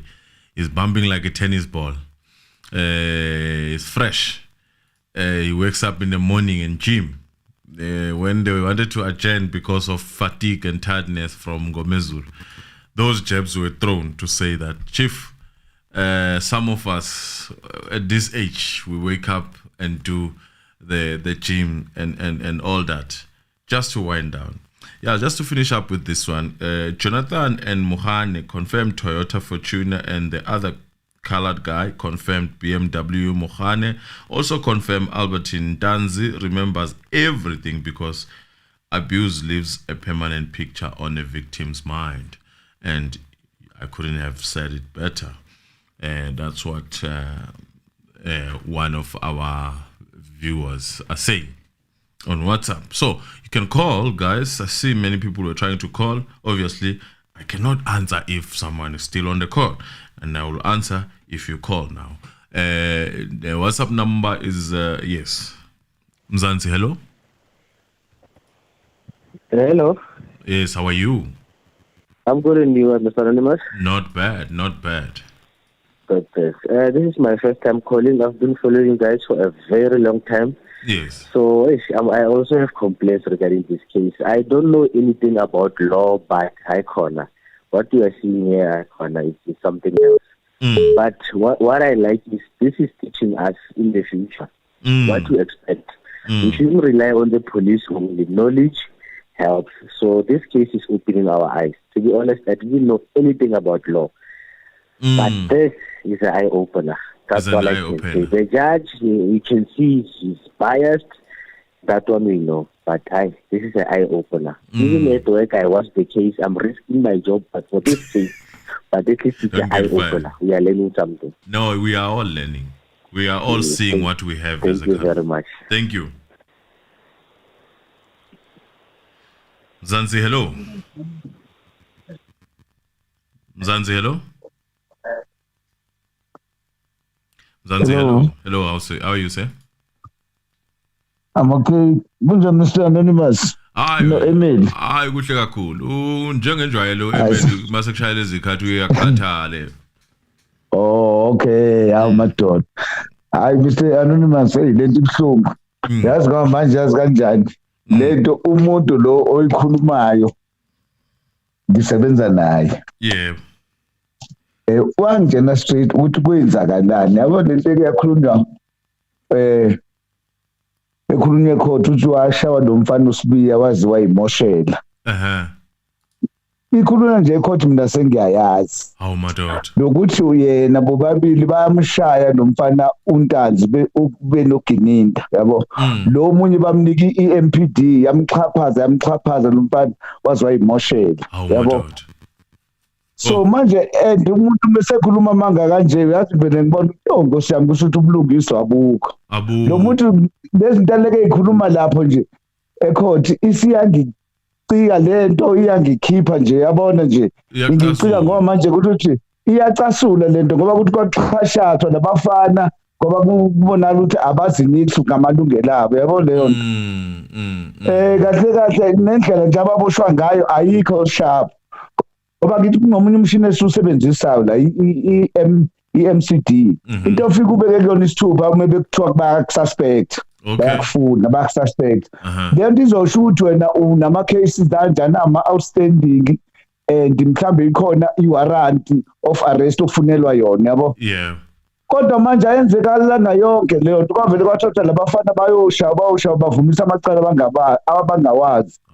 And yena lolo okhulumayo wangena straight kinaye emsebenzini nalento ukuthi athi uyobhala istatement ngomhla 25 hey ngabuka ngahleka nje engitshene ebuseni ethi ngiyobhala istatement ngabuka ngathi mina kule kwaboshwa abantu ukuthi wena akuna docket akuna statement owasenza uyi-arrest statement ayenza same time arrest statement muyiphoyisa umuqeda ukubopha umuntu kodwa yena ungitshene nje umhla 25 October lasiye sonke emsebenzini wathi hayi usayobhala istatement obuzo yecourt this week uyabona. Hey ayazi nje hayi ibheda kanjani lento Mr Anonymous iyangidina ngoba uyabona ubuzobona ukuthi amaphoyisa asebenza udoti enza udoti nje amaphoyisa nami ngilona iphoyisa Mr Anonymous ngisebenza labo ngiyababona yabona intombazana okuthiwa umukhula lo into engakwazi ngisho ukubhala i-occurrence book uma kufanele ahambe mhlawumbe enze i-departure mhlawumbe uye usebenza eThekwini kufanele ngimbhalele mina ngithi yena uya-departure uyangitshela ukuthi manje ngiyosenza kuphi ngimbhalele ngoba yena akakwazi ukuthi angabeka leyo nto phansi ayibhale phansi yabo leyo nto yanje Mr Anonymous ukuthi lento idicilela ini isiphoyisa phansi and akekho umuntu ongathembana nephoyisa amaphoyisa mezokwenza nje uyabo manje asekhuluma istory aformulate istory le story siyabheda Mr Anonymous sibahlulile mfowethu ngoba manje bonke labantu babalinka ngeinhlamvu zesibhamu yabo ukuthiwa lo yabo lento ekhulunywa manje kuthiwa i-docket akho ama-docket lawo kuthi bona babe please ugininda bedlala ukuxhashazwa ugininda lo yabo ngoba yabo ebenamabhoyi yabona nje akhe yabo ukuthi nje baze bafostelela i-arrest engekho bayifostelela bona yabo. Ayiyabheda le ndlela okusetshenzwa ngayo la yabona le unit mina bengathi mina kuyi-tracing e-check amalento ama-dockets lawo avaliwe kwi-tracing unit lena lekagininde yobugebengu ukuxhashazwa abantu kwenziwani ibheda too much lento Mr Anonymous iyabheda mfowethu yebo. Mfowethu yazi nje angeke ngiyivale lapho ngoba manje yabo labantu babona day by day lapha emsebenzini uyabona nje ubona uTebuka labo ubona unaba labo nothi laba abasembarasa lapha ekhona madoda hayi kunzima. Okay wakithi ayasifale lapho ngiyabonga mfowethu right this is someone who's apparently a police, as he says. Just to summarize for you, this person is saying that he works with these people. In fact, he knew about the guy that which is, I think, Sibiya, who did something to number 2 or something, or number 1. I don't know what happened when they were beating him.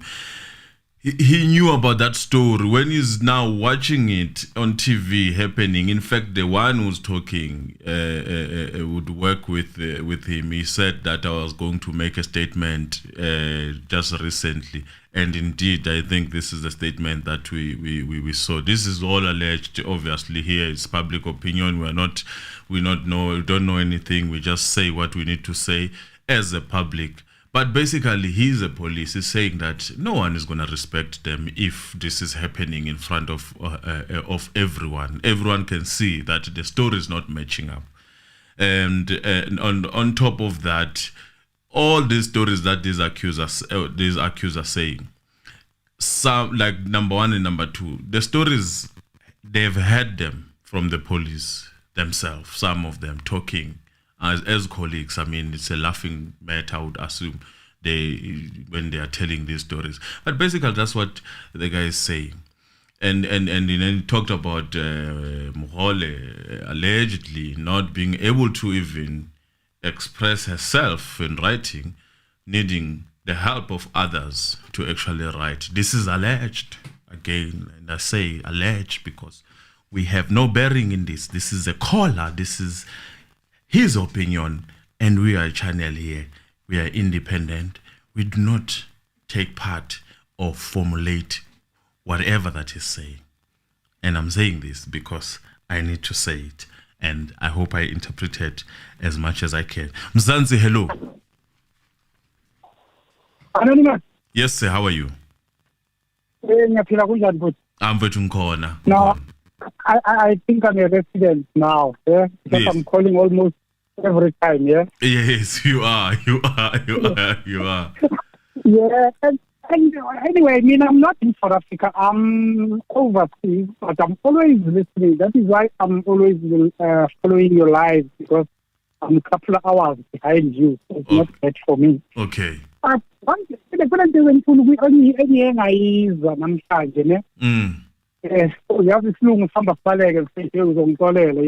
Sifake la singena khona yenza njengayo lensizwa le uyibona isimix nesitswana if kwenzeka lapha singena khona singena. Yeah, so there's something that this guy Mogane said today. Yeah, he said he couldn't account for the hours after he couldn't account what they were doing with those other hours before Bambuka in after 2. Then he said, no, that was a blunder, man. It's a blunder. Obviously, it's a blunder. Yeah, that was a blunder. I know bekaporekile so besiphoka uzoporeka emaseleni sahamba naye cabanga inkadi yonke abathi maybe i-escort mara yena bahamba naye indaweni zabo. That was a blunder. Or else, okay, let us say we do believe Mogane. If mina Mngomezulu, I was going to put it to him. But okay, Mogane, now I do believe you then. Ukuthi bekaporekile uhambe now. But manje uyashintsha uthweni mshayeli, which means he outsmarted you, because now ubonile zonke indawo lapho uhamba khona makaqeda lapha athi wena uye waya la nala vele noma bangathi bafuna i-tracker yaleyo moto bazoyibona vele ukuthi uhambele indawo lezi intanzi azishow, which means intanzi outsmartile. You understand? Either way it doesn't make it better, because it's like, okay, if it doesn't corroborate in the way which he was beaten, then it means he outsmarted you. Uhamba nawe and then makaqeda lapho uyabuya uthi wena umshayeli. Yeah, so that one, man, he made a blunder there. I don't know what will he do to come back from that. I don't know. They will. But at the moment, they are still losing, man. And, you know, the ball position is very high now on the side of defense, you know. Yes. No. Yeah. Well, no. Let me go anonymous and nipabanye abantu chance ukuthi ba now. Thank you very much. Thank you, sir. Okay. Right. I think you tried to embed English, so that makes my life easier because I don't need to interpret this. Basically, he's saying that he was outclassed in a sense that Ndanzi might have traveled with him all the way, but then he's able to tell on him on what happened. And why is he denying that, basically? Shouldn't be denying that since this man was with you all the time. Okay. My other problem is that they are saying what they do is this secret thing that no one should know about. Hence, I don't remember what he was talking about, but he said they couldn't just divulge. And there's a lot of things that he's been saying about his work that he prides himself with. All right. Why take Ndanzi, someone who could be a criminal, to do your work? If that is the case, you don't want your work to be seen by many people because you do high-class stuff. But why then contradict yourself and now take Ndanzi?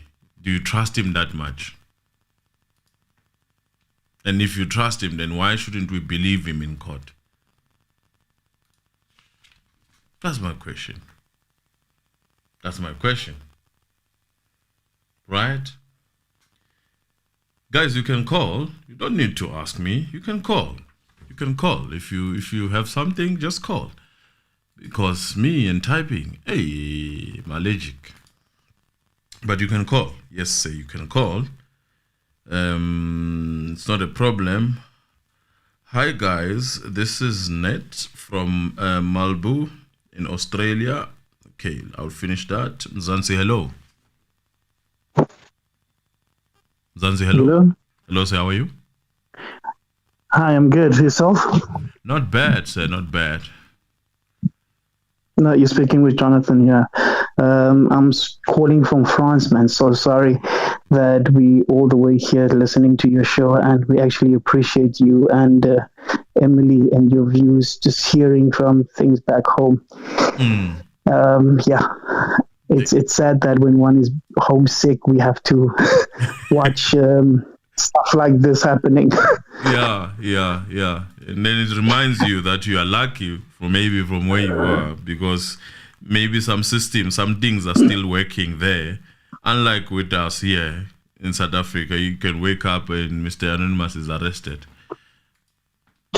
Yeah, I think that's the sad part. It's just that, I was arguing with my wife earlier on saying that it's so quiet here because I came straight from the township and to come to a place that's very quiet.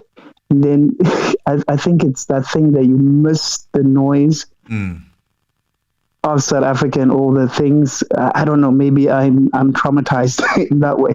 But just to come on today and the court things that has been happening, I think it's appalling, and that the justice system in South Africa is what it is, and because there's no fairness, and depending on your skin color or the pocket of your wallet, yes, it mostly will work for you. And I know, and I speak, as I say, I come from a township, and hearing what's happening in court, I think from here, I've been saying for the past few weeks that to my wife, I'm happy that this is happening because people are seeing. The thing is, we should be happy that we're seeing this thing on well, not everybody. The poorest of the poor are not seeing it. We who are fortunate to see it online, because it's not like SABC is showing it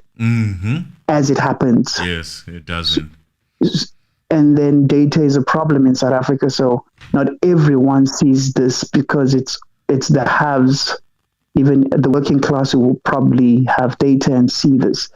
And those ones whose rights are being trampled on by the system, the justice system, are not the ones actually seeing this, what's happening, and how they can also know their rights. Because I think, sorry that I'm talking so much, but I think there was a time when there was voting, where we would be taught about voting. I think was Ilungelo Lakho or something like that. Yes, I don't know if it was that one. Yeah, Ilungelo Lakho.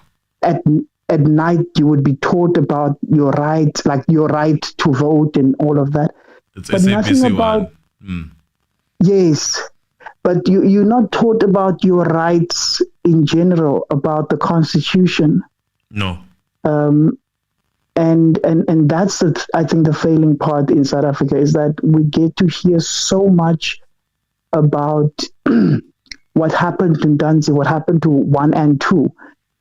And you hear of many people. I see myself.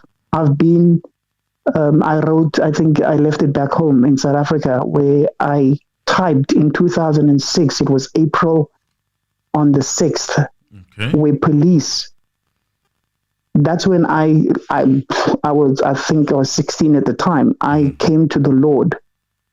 That time, I think the police clapped me so hard, I had to find Jesus at the time. But I'm laughing about it now, but really, and that traumatized me. The next day I went to church. Nobody knew that I was thinking of suicide.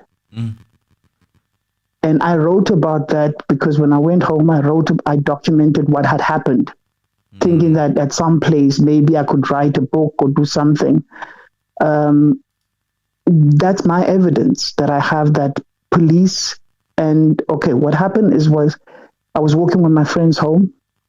Instead of running away from the police, you normally run away from the thugs. You don't run away from the police, and they were patrolling. It was a condo, a quantum. 2 of my friends were drunk, and I was the sober one. They started hitting one of them who was walking in front of us, saying, "Why are you drunk?" Stuff like that. I said, "No, but you can't hit him because he's walking with me." Oh, said the wrong thing. They got into me. And the 2 people that I'm helping, because they're brothers, they just stood one side. And they clapped me, pepper sprayed me. My one cheek was so hot. I just saw one police officer because he had done this 2 days before. And I went to the police station and said, "I see your face and I'm going to go straight there." And I went there. I wasn't taken serious. That's South Africa. And that's my experience. So from that day on, I started working alongside that police station. And so to know the station commanders, the captains, the evening and the day ones. So I think as much as that happened, but that grew my relationship with the police at that local, it's still corrupt. It's still corrupt. My sister, before we left South Africa, my wife is a French woman who's white. They thought that she was a lawyer. Okay. My sister was beaten by a taxi owner who bribed the police officers. She fought, and then he beat her. She beat him back.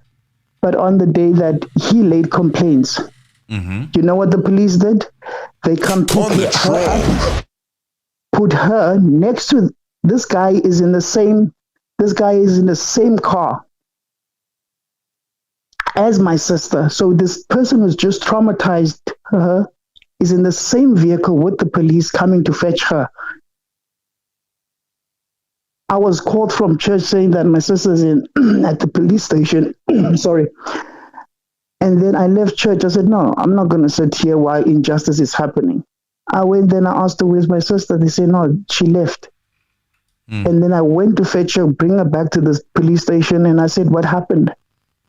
That's when they said, "Oh, they brought a lawyer because they thought my wife, because she's white." Yeah, that's the part of South Africa. Because she's white, she's a lawyer. I said, "No, she's not a lawyer." And then she told her, because we traditionally married, she said, "No, my name is so and so," which is a Xhosa name. And then now the eyes open. And that's the injustice that has happened, and the relationship that I have to understand what Ndanzi and Sibisi, or what's his surname, have gone through, because I know it personally. Yeah. So and then you can bring 100 policemen. You can bring 100 policemen. This is what they do, because they can't do these things to white people in South Africa. No. They can't do the old apartheid thing back on whites, because whites are still, and I'm sorry using the term whites, or however some listeners might not like it, but it's the truth. Our black police officers treat black people as shit. But a white police officer might treat you better today in South Africa that's true. than what a person who looks like you. And I think that's the problem. And that's why Rata has the same inferiority complex, because he thinks that he's white, because he lives in areas and he comes from a system that funded him. Yeah. That's why he believes that white is right and white is best and white is better. And that's the inferiority complex that judge has. My brother, sorry, it's the first time calling in, and I've been trying to do the TV, as I said, and being on the phone. So thank you for allowing me to talk. Not a problem. Or allow others to. Not a problem. All the best, eh? Oh, thank you. Right. Sorry about that, Blueba. But basically, I think everyone can relate based on what has happened. I was also clap, like exactly the same way. But at least my friend then didn't abandon me. We went to New York together. I know New York. Hey, Mzansi, hello. Good morning, Mr. Anonymous. Morning. How are you? And the lady, Emily. The lady in the Duke. This is Mam Tandi. Oh, Mam Tandi, Njan. Ngiyaphila. Yeah. Hi. Untanzi, ngimthulela isigqoko uhlakaniphile lo mfana. For the fact that uye wazitshela ukuthi he'll take notes of everything, every name alizwayo, every place bamsa kuyona. Yeah, no. And then this witness, le ekhuluma manje, he has blundered a lot. In such a way that I don't think Okuti Keninda is gonna be called, you know. Yes. If Skubula kahle that there were people that were in the house will be ready next week, they'll be here. Okay. Kuzokwaba manje salindile. Oh, salindile. Same is gonna happen ngoKeninda. So Linda kuze kube iphelele trial within a trial. Uzovela ngala matrix akhe umuloyi. Umuloyi noma ubaloyi. Baloyi. Yeah, lo mthakathi lo. Uzovela ngala matrix akhe. And what I've noticed ukuthi the judge uyayiread i-body language kabaloyi. Mayibona ukuthi ubaloyi senkingeni la. Will take her over, judge. Yeah, will take her over just to save him. Ngoba manje uzithola vele abe witness sometimes, abe judge sometimes, abe prosecutor. And because of his age, kade vele angithi esebenza ngalesa sikhathi lesiyana before 94. They were told how to treat us. So usaqhubeka yena vele phela angeke akwazi ukungena ethunini manje because of his age. Yes. Usaphethe le yanto ayaziyo yena. Yes. That's what he knows best. So he doesn't care ukuthi the whole universe is watching or what. Wenza into ayazi best. So hey, we are suffering, you know. And now indaba yale nyanga le abakhuluma ngayo ukuthi accused number 1 uyeyikhomba. If I remember well, le nyanga yathi Mosi lo mfana mude angithi.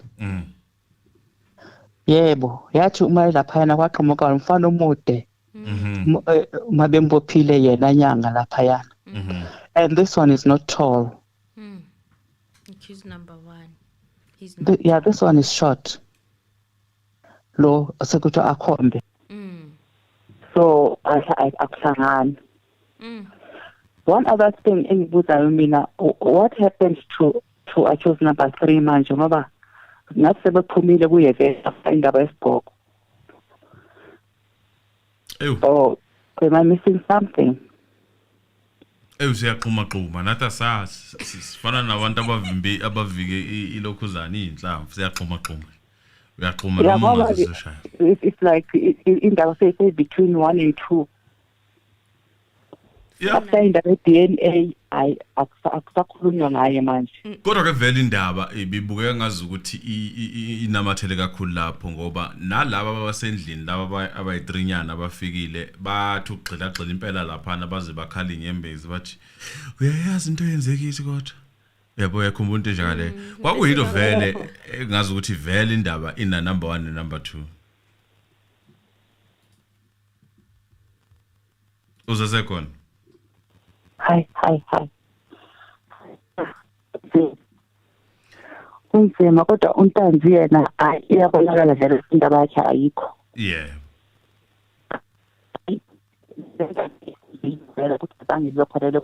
So I don't know ukuthi ubaloyi la umuloyi noma ubaloyi. Umloyi mawuthanda umbaloyi kodwa nje khona ngasebenzisa nomloyi ngoba phela angithi manje ufuna ukusho lento leyo ukuthi kodwa ke yona ubaloyi. Oh, baloyi. Manje indaba ukuthi iDNA inkhiphile out. Nezinyo nali liyamkhipha futhi. Liyamkhipha out.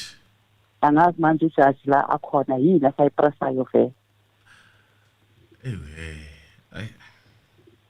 And I really love this new Mngomezulu. No, ufike ngesikhathi right. Uzoshaya ispansa kaphuma hambe. Perfect timing. Akahleli. Uthena nje uze kuyi-trial within trial. Akanyakaziswa uratha at all. And he's emotional. Akavuzi nje ukuthi uratha mselaye nasinokuzakho. Uyasazi istori sakhe and nomshololo vele ukuthi achaze this side. Kodwa ke nalabo abathulile vela it's good ukuthi bathule. Yeah, it's good vele ukuthi bathule bazokhuluma ngesikhathi sabo because manje as it is now it's good for Mngomezulu ukuthi vele abamele abantu bakhe angithi it's about 1 and 2. Yes. Kodwa manje nomshololo la abona khona imbobo nayo uyavala. Yeah. Which is very good. They are working as a team now. Yeah. Yebo. And one other thing, I think ukuthi that first judge if ukhumbula kahle ngesikhathi sakhe vela bebebhayizile bonke lama witness the case beseyiphelile vela. So I think vele it was a trick ukuthi bamkhiphe iqalwe phansi. Yeah. Because I'm telling you all the witnesses that laba bemsendlini hayi bebechithile case vele. So uhambe ngesikhathi la kubonakalayo vele ukuthi there's no case here. Babuya ke manje ngamangamasha manje laba baqalayo and then wabona umuloyi ukuthi laba njengoba sebebhayiza nje angisababuyiseli vele laba wasendlini. Ngizoyenza ilist ende ngifake nabanye abafika namuhla istatement esibhalwa manje labantu vele bayibuka le case la. Yeah. Because this very if I'm not mistaken this very witness or the one prior to this one. Yes. Ubuye vele sakakhowutha ukuthi ngamfundela amalungelo every time uyakhumula ngamfundela amalungelo because ababesike before bona that was the question bebuza kakhulu ukuthi ubafundele yini amalungelo. Laba abafike sebe ready laba statement isisho ukuthi ngimfundela amalungelo ya ngamfundela futhi ngabuya ngafunda futhi nawo mbanga no akuyadlala ngathi straight bye kudlaliwe no hayi kuyadlala straight kuyadlala kusaqhubekwa futhi and angeke siphela amandla ayasiphela amandla angeke siphela amandla sizoyibuka ize iphele lecala. Siyabonga nani nenza umsebenzi omuhle kakhulu Emily. Thank you. Umsebenzi omuhle kakhulu sisi no Mr. Anonymous. Even if we didn't watch, you know, ukuthi uzothola isitori sonke vele ntambama although isikhathi vele just silele vele.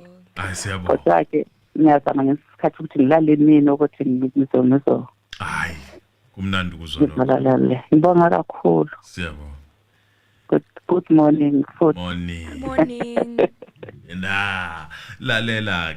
This caller was all about. I think the strategic point was that he felt that the case that was collapsed, or that collapsed because of the judge being sick. Yes. It was to reset and start afresh and come with new ideas, fresh ideas, and the testimonies they were not testimonying. So that's what he said, and what else? I mean, and also spoke on Baloi. Baloi, and then obviously interchangeable with Moloi. So they're saying what? I mean, that the judge is also kind of annoyed with him because he reads his body language. Yeah, when he's struggling, the judge creeps in and yes, helps him out. And then lastly, towards the end, she was talking about what was she talking about towards the end? I laugh so hard. Moloi. Baloi. Let me finish this. Yeah, so I was still, hi guys, this is Ned from Melbourne, Australia. My comments is directed at people who are accusing Tanzi of lying. If this is the caliber of police we have in our country, we should all be worried because we can end up with the 5 accused. We can end up where the 5 accused are sitting. Thanks, guys, for sharing your valuable time with all of us. Much love. Thank you in Australia. Better off than us. The caller is on point where it's outrageous where black on black abuse takes place. If these policemen were white, you would see the outcry of people like the George Floyd situation. Yes. Indeed. It's unfortunately, how do you do when your brother is messing up with you? And then we obviously had Jonathan. Yeah. Jonathan, the name Jonathan and Jonathan from France. Now, who's that France? But from South Africa. The story is a sad one, indeed. If you missed it, you definitely have to listen to this recording that is currently happening. Emily, I think we have reached our time. I don't want to take it further. This is the time where I go to Chuku Anna. Thank you, Ned. Thank you, Mimi. Thank you, Matumelo. Thank you, and Togozis Lutuli. Thank you. And then we have, all right, this, I missed a call. You can call again, then I'll answer. Tuli Tools, thank you. Nzonzi, thank you. Owen, thank you. Michael, thank you. Dibuo, Busani, Sizwe, Gaga, thank you. Model, thank you. And Homoto, thank you. And then Aunt CK Moyo, thank you. Aunt CK Moyo. Dabenkulu, thank you. Fry, thank you. Dibuo, I think I've read you. Paul, thank you guys, all of you who are here. Tapiwa, thank you.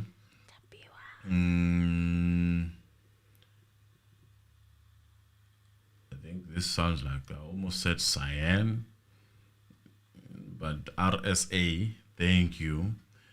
And then let me see, I don't want to miss a call here. Someone calls, and then Po Mosi, thank you. Zo Sbia, thank you. Right, let's go up. Vuyo Wane, thank you. And then Snentlantla Bengu. Snentlantla Bengu. Common cause. Tabang Mahlats, thank you. Marshall, thank you. Yeah, that's basically it.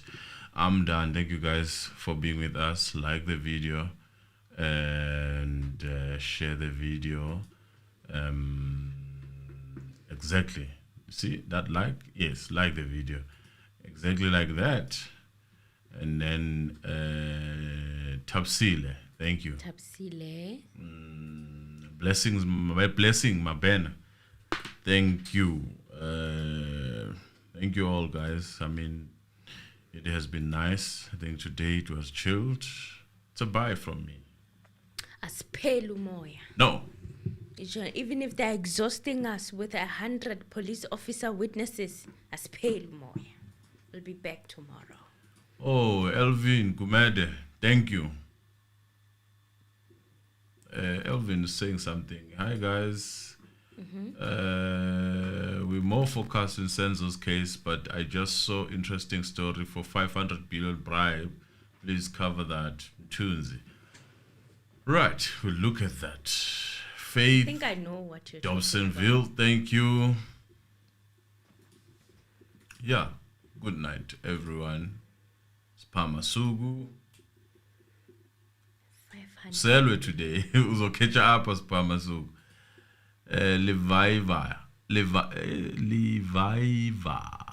Leviva? I mean, I'm not sure how to read. I can't see anymore. I know you cannot see. Look at your phone.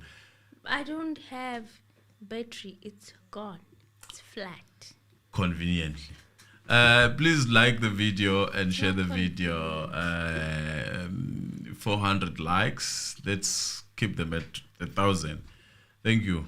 And thank you to all the cameras that were helping us push. The vibe. It's nice to be here.